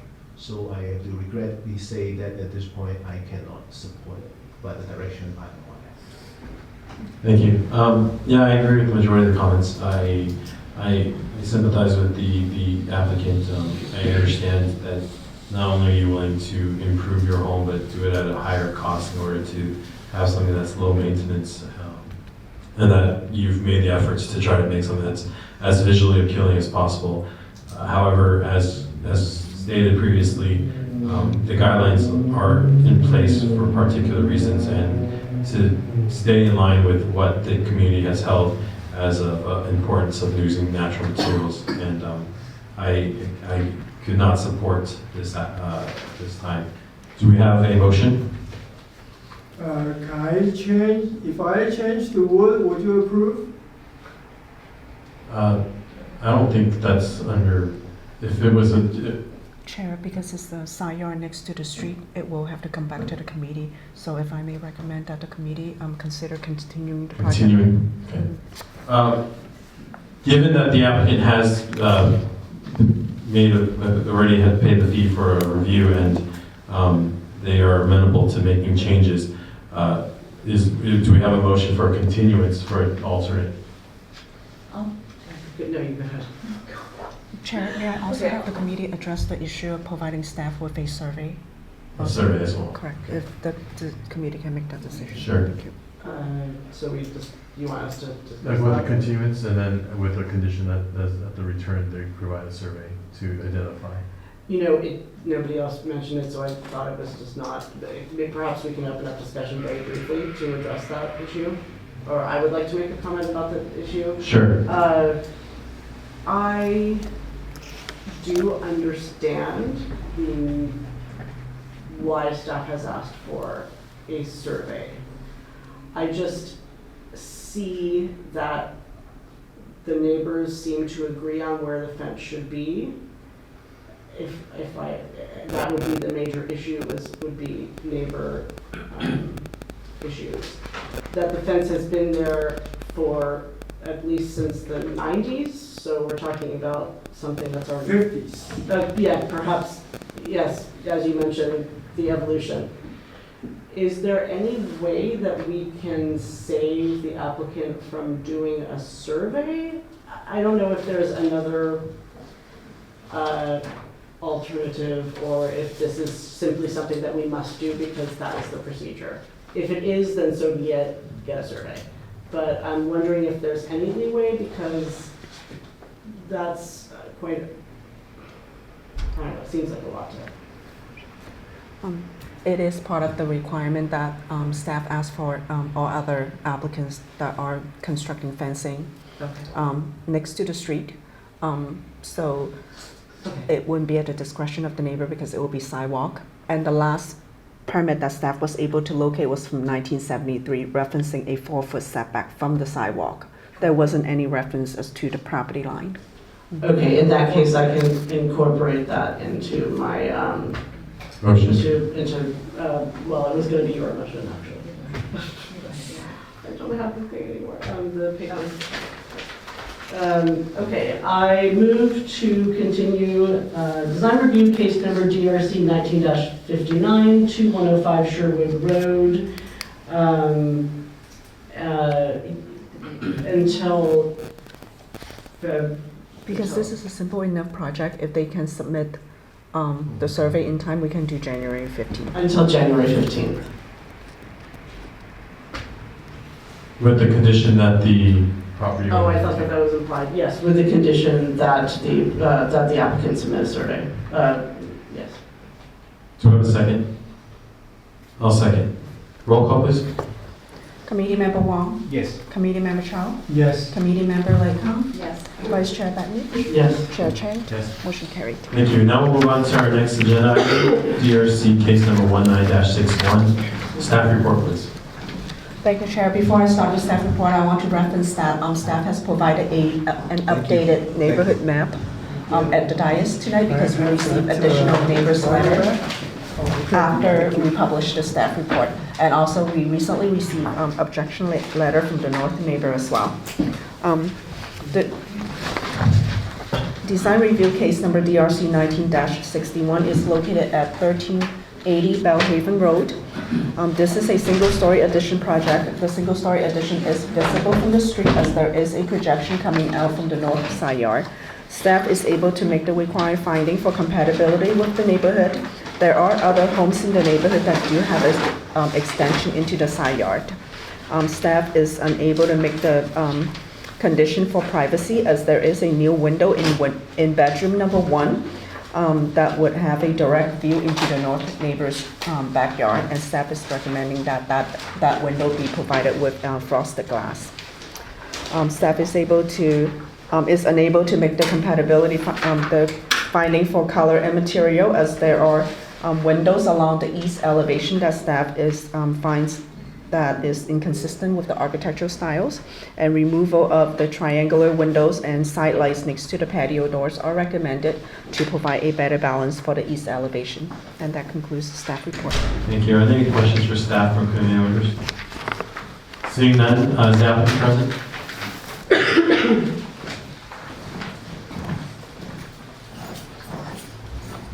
Hi, my name is Ron Louie. I'm the designer on this project. The comments that we are in agreement with most of them, and we try to keep the look of the house as the tradition of San Marino. So I did not touch any of the front. All the material is that in the front is we're going to match. And most of the addition is all in the rear. That jut out that was brought up is like 60, 70 feet from the street. And so we're planning to plant trees in that side yard, so it's much visible by us from the street. That's basically it. Thank you. Are there any questions for the applicant from committee members? Yeah, is this fence being taken out? I don't think I saw that on the plan, but I may have missed it. We have a lot of agenda items today. This fence that's shown in the photo, this chain link fence? That's existing. Yes. That's existing in the That rear. was being removed, right? Correct. Yes? Yes. I'm not, it may have been in the plans. I'm not It's sure. in the site plan shows that we're going to replace it with block wall. Thank you, I probably missed that. Any other questions for the applicant? Seeing none, thank you very much. We'll now move open to public comment. If there's any members of the public who'd like to come forward to speak for or against the project, now's the time. Please come forward and state your name and address.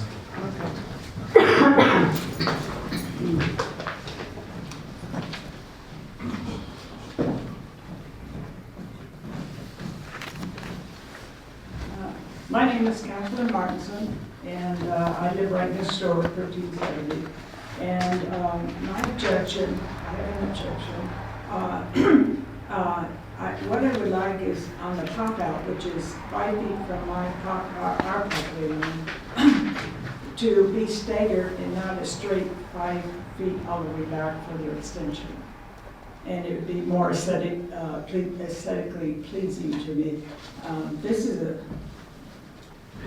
a view from my kitchen window right where it is, and we're going to extend out from here. And right now, it's going to be like within 5 feet of my property, or the property line, all the way out to the end. So I would like it staggered and end at the end of my garage, which I think is reasonable. Thank you. Okay? Yeah. Thank you. Are there any other members of the public who would like to speak for or against about this project? I'm the applicant. Step over. We've already closed the time for the applicant to speak. Are there any other questions? Are there any other members of the public who would like to come forward? Seeing none, we'll close it. I will take one comment from the applicant before we move to community member discussions. All right, so. She's the owner, right? You're the homeowner? Yes. Please state your name and address. Okay, my name is Jocelyn Law, and I reside 1380 Bellhaven Road. So my comments are on the pop-out. We are just modeling after 1360, which is the 2 doors now. So they have a pop-out as well, because our existing sideline is at 11 feet. So we're gonna have a pop-out, so to the existing 5 feet, the requirements. So from the, I think Kathy was saying the view, right, from your kitchen window, is that? Yeah. Okay. So basically, from Kathy's view, the kitchen window to our backyard, regardless, because we're gonna do addition, we're gonna add a master bedroom, right? So regardless, it's gonna block the view. So, and also we're gonna put some trees in the pop-out, in the front of the pop-out. So that should give her some view of some kind of green. I think that's what she wants to have, some green. Thank you very much. Yeah. All right, is there any other members of the public who would like to come forward? Seeing none, we'll close the public comment portion and move to committee member discussions. Committee member Wall. I walked the property area. It is a very beautiful and tranquil street. The houses there are of reasonable size. With the current proposal, it will become 2710, which is going to be the second largest in the area. The front is not touched, and the addition is not really visible except the pop out maybe to some degree. So I'm just wondering, is there a way to contain or mitigate to a certain extent so that the extension at the back is going to be less massive?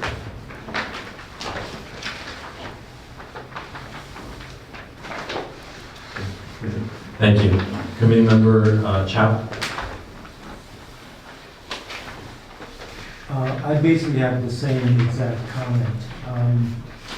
I went to the job site, the property, and you can see between the two homes, the north and the proposed property changes, there's really nothing between them. So I also have the same massing concern. This just seems like the addition, it just kind of covers the whole side of the property, taking into consideration of the privacy issue as well. Thank you. Vice Chair Vanish. Yeah, I liked a lot of aspects of this addition. I liked, as was mentioned before, I liked that the facade was pretty much untouched. I do believe that the extension with the new bedrooms added on extend quite a bit too far into the lot, as to constitute a really long wing, kind of, that sort of invades the yard to the extent that it makes the yard almost non-functional. And then there's kind of a privacy issue. Whereas, in my notes I've written if I think that pulling it back 5 to 10 feet, maybe 10 feet, would provide much better massing and render the yard much more useful, and kind of instead of sort of busting out the lot in a way that is inappropriate massing, really. I think the fact that it's that it would become the second largest house in the neighborhood, in the area, kind of suggests that the massing is a little bit off. But generally I like this, and I think if it's scaled back a little, if the addition is scaled back, as my two colleagues have mentioned, the house would be a lot more compatible with itself and with the neighborhood. Then there were some minor issues, like with the bathroom should be, what's the word? Have frosted glass, and that those triangular shaped windows that were a bit not compatible with itself, that those should be as omitted, as well as the side lights.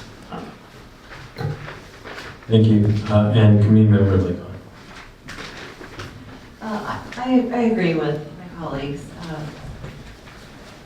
I didn't realize the privacy issue when I had walked the property. I thought that the setback was fine there because of the proximity to the driveway and to the garage for the neighbor. But when I see the looking out the window, I see that she's going to be looking out at an uncomfortable angle with that 90-degree angle staring right at her. And I thought that's going to look very jarring and it's going to be uncomfortable.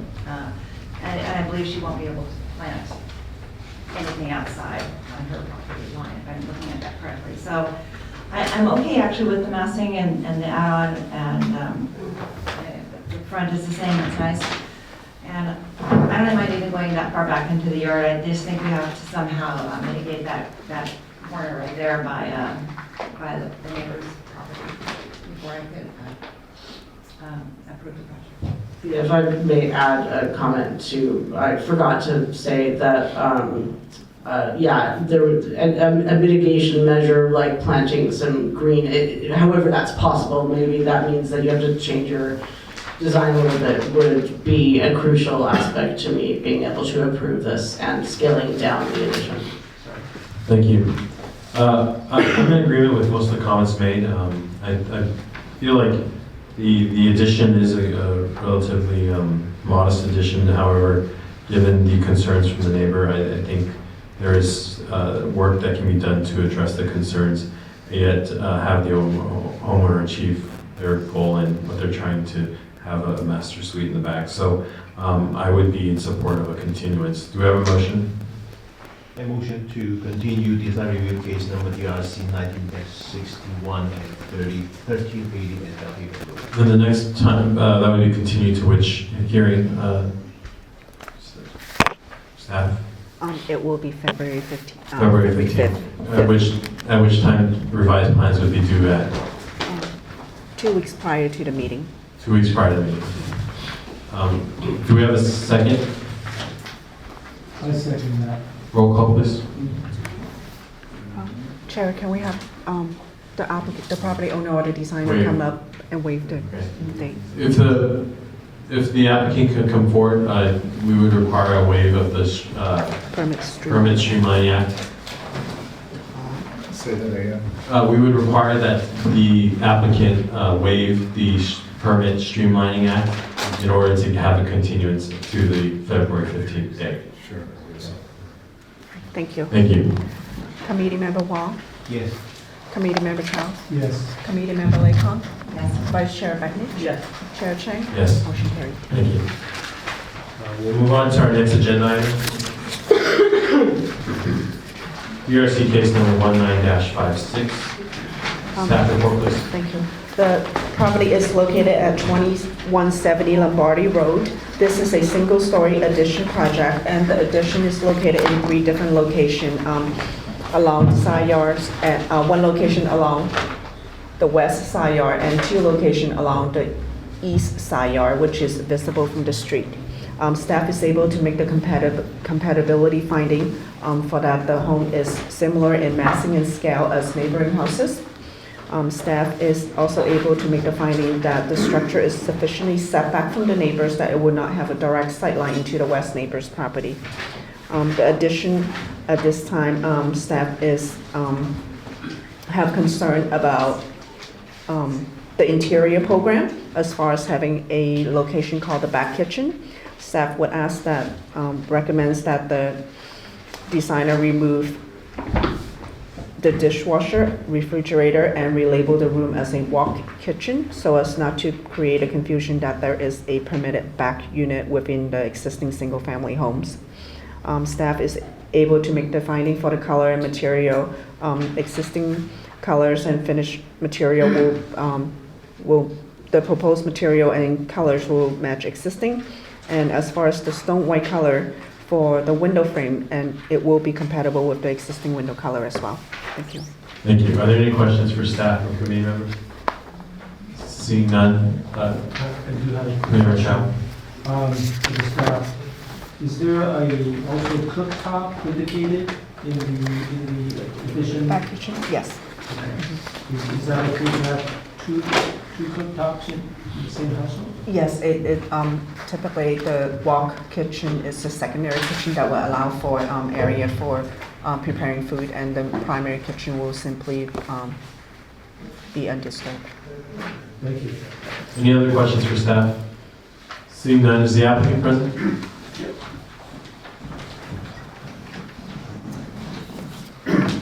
Hi, I'm James Quinn, the architect on the project, 30 North Vernon Avenue, Suite 611, Pasadena. And as Eva said, if you look at our A2.1, we're really just filling in some of the existing notches in the house. There's a covered patio off the master bedroom.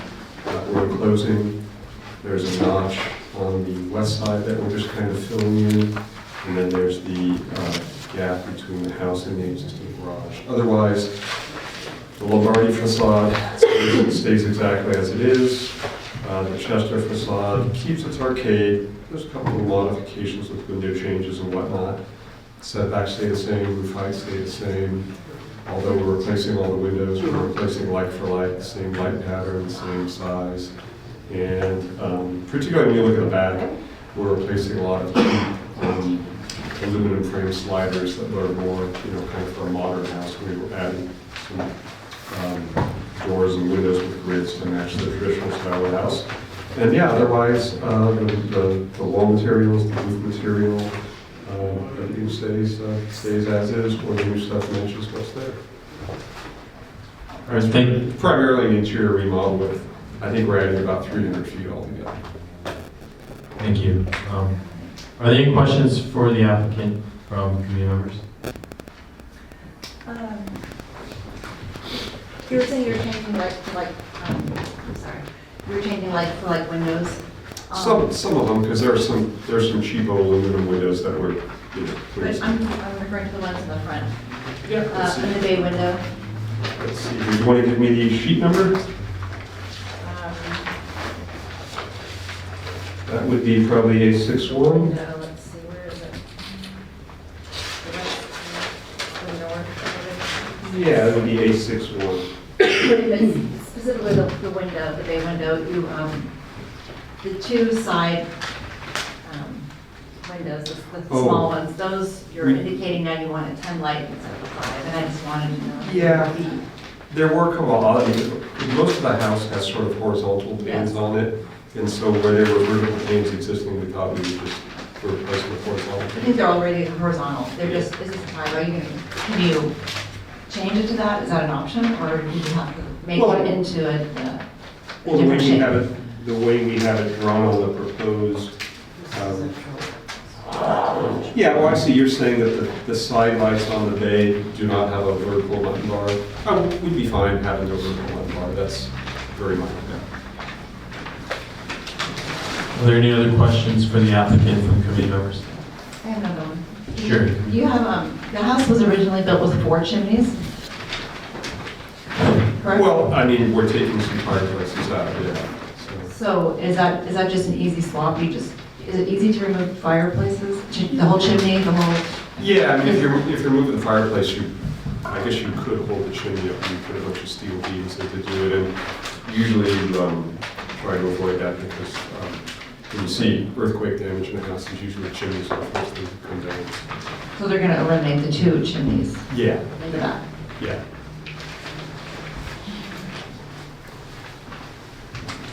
Any other questions? Seeing none, thank you very much. Sure. We'll now open it to public comment. Is there any members of the public that to come forward to speak for or against about this project? Now be the time. Okay, please come forward. State your name and address.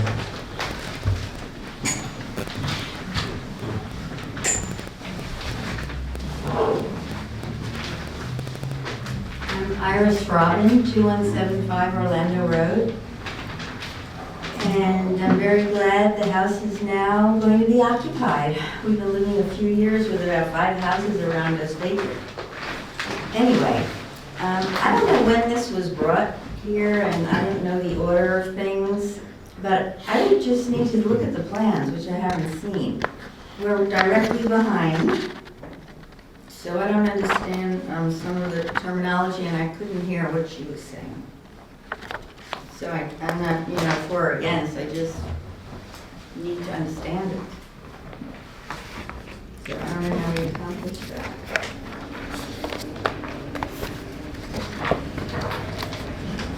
Staff, the plans are with the city for neighbors to review if they would like to. Yes. What is the part when people come around and you sign something? When is that? That's supposed to occur prior to the hearing. Staff, can you explain to the neighbor the process of notification? Thank you. Prior to scheduling a project for hearing in front of this committee, the applicant is responsible for contacting all of the immediate neighbors 2 times. And based on a declaration submitted to the city, the architect's office visit your property on August 23rd and September 3rd. Did they leave a note? That will be up to the architect's office to respond to Yeah, I that. don't think that sounds like a really thorough procedure for any of us to follow. So, I don't know. Thank you. Okay, because I'm concerned about lighting. I'm definitely concerned about lighting. What happened here was the steels always kept the foliage in tip-top shape, and it has been left unattended for a number of years now. And there's this big tree on the front lawn. Now, you all may think this is really silly, but it's not. You know how beautiful San Marino is in the winter with the snow on the mountains? That tree is completely blocking the view. So, I don't know if part of this thing could be that they trim out top, clean out. Which tree? Front lawn. Front lawn, the big. Yep. Mm-hmm. You're saying that one is blocking? Mm-hmm. I'm very thankful that they don't want to build a second story. I hope the roof line is the same level, not higher. Thank you. And so I can't say yes or no. Thank you very much for your comments. Are there any other members of the public that to come forward to speak for or against this project or about the project? Seeing none, we'll close committee, public comments and move to committee member discussions. Committee member Lakon. Well, I looked over the project for a long time, and I went by the property, walked around the property, but my concerns were not so much the add-on, which I like breezeways, and I think that they function, and I think they're nice to have. It's nice to have a breezeway, especially with that kind of side exposure. It's a nice place for guests to come, your kids' friends to show up. A lot of people don't use the front door in homes like this, and they will be coming through the side, and when you close off that breezeway, you've eliminated an area where people are going to want to naturally go to. They're going to want to park outside there, and there's not going to be an entrance anymore. So I think that's just kind of something to think about in the design of the house overall, where the pullman's going to come in, whereas groceries coming in. They're practical things, not to mention the actual breeze that's going to be coming through, and the view of the tree in the neighbor's house. It's very green. It's very pretty to look through. And you're going to gain a little square footage, but it's not going to be a ton of square footage. So that's that. But one of the problems I was having with the plans, I thought it looked like a nice remodel, but every sheet in the plans was a little different. Every rendition had details that were different, and I couldn't figure out which was which. And so I need plans where each page has the same shutter, the same window pane, the grid pattern, the same stone at the bottom. Sometimes it's not there, sometimes it is there. Sometimes there's a chimney, sometimes there's not a chimney. So I just need consistency and accuracy, and that would make it something that I need to have before I could support a project. I also had a question with the last, there's some square footage it's about 20 by 6 in the back master bedroom, and it's under the eave, and it's currently a porch. I don't see it added in the square footage, and I don't know if that's an issue or not. That being said, the bathroom, the guest bathroom, that little thing that sticks out, seems kind of awkward, and I don't know where it vents. There's a window that doesn't open, I believe, and it seems like an odd place to have a bathroom when there's already so many bathrooms in the house. I think that's going to be an uncomfortable bathroom, personally. It's right in right behind the eating area. Oh, yeah. Okay, right. So I would maybe think about relocating that. I'm also concerned about the weight of the material for the roof. It's very, very heavy, and all those middle partitions are being removed, so I hope that the house can support that much weight with that new concrete material you'll be using instead of the wood. What else? This size is fine. The lighting, the other thing is that I felt was incomplete with the plans, that we need a lighting plan because the house is so large that we need to know where the light fixtures are going to go. In the back and in the front and on the side. Thank you. Vice Chair Manish?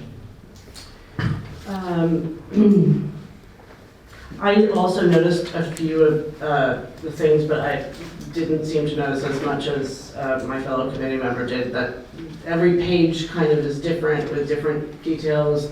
I noticed the chimneys being different. I found that frustrating and a little, how can I say this? It's almost impossible for us to do our job when we see that.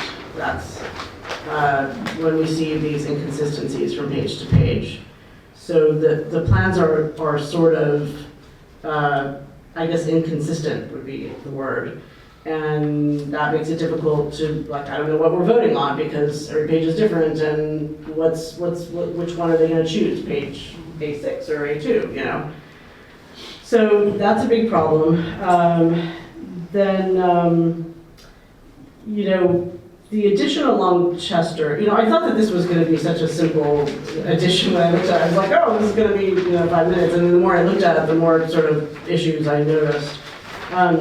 So the east elevation along Chester, the addition, the drawings for this elevation are difficult to read, but I think I was able to piece it together. But the main thing is that this would raise the roof height by quite a lot. And that adds to sort of massing. Our design review guidelines, which give us direction as far as that massing and compatibility, says on page 20, garages should be detached from the primary structure. So right now, there's a breezeway that has a very open field that is between the garage and the main structure of the house, and that gives it that sort of, you know, not opaqueness, like openness that seems very desirable on that sort of side entrance to the house, which, as my fellow committee member noted, is kind of like a second front door for this type of house. So, you know, what you're doing is saying is really against the design guidelines because there really isn't, it's supposed to be detached, and it functions very nicely the way it is, that it is detached but with this little link. And in that link, the roof line dips down. So yes, the elevation of the roof dips down in that part. So it gives it a very openness. You see the trees behind it. You see like there's an open feel to it. And then underneath it, it's got sort of cutouts, you know, for that breezeway that also give it a very open feel. So it kind of adds, you know, as was noted, you're not really getting that much extra square footage, and you're creating a kind of a compound-like effect on that side of the street. As you're driving by, you just see sort of mass.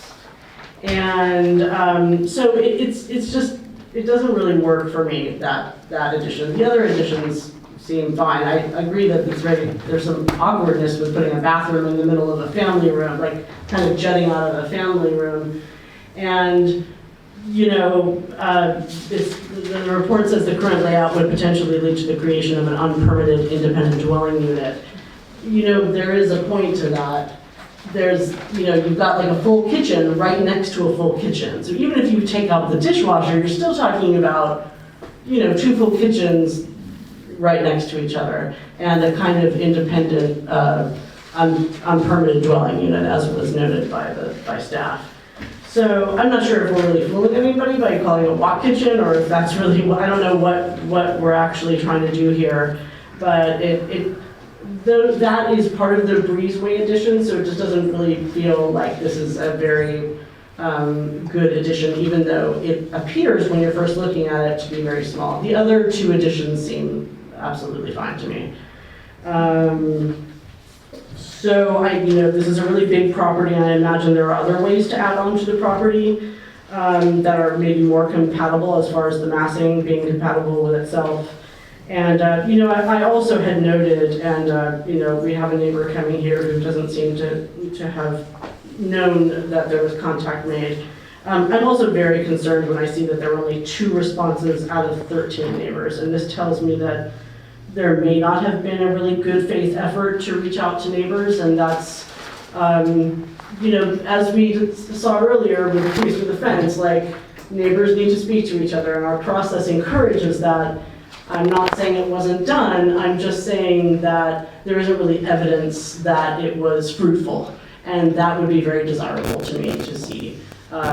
If this is continued, I don't know if it will be, that would be very desirable for me to see that neighbors were, you know, that a better effort was made to really get in touch with neighbors.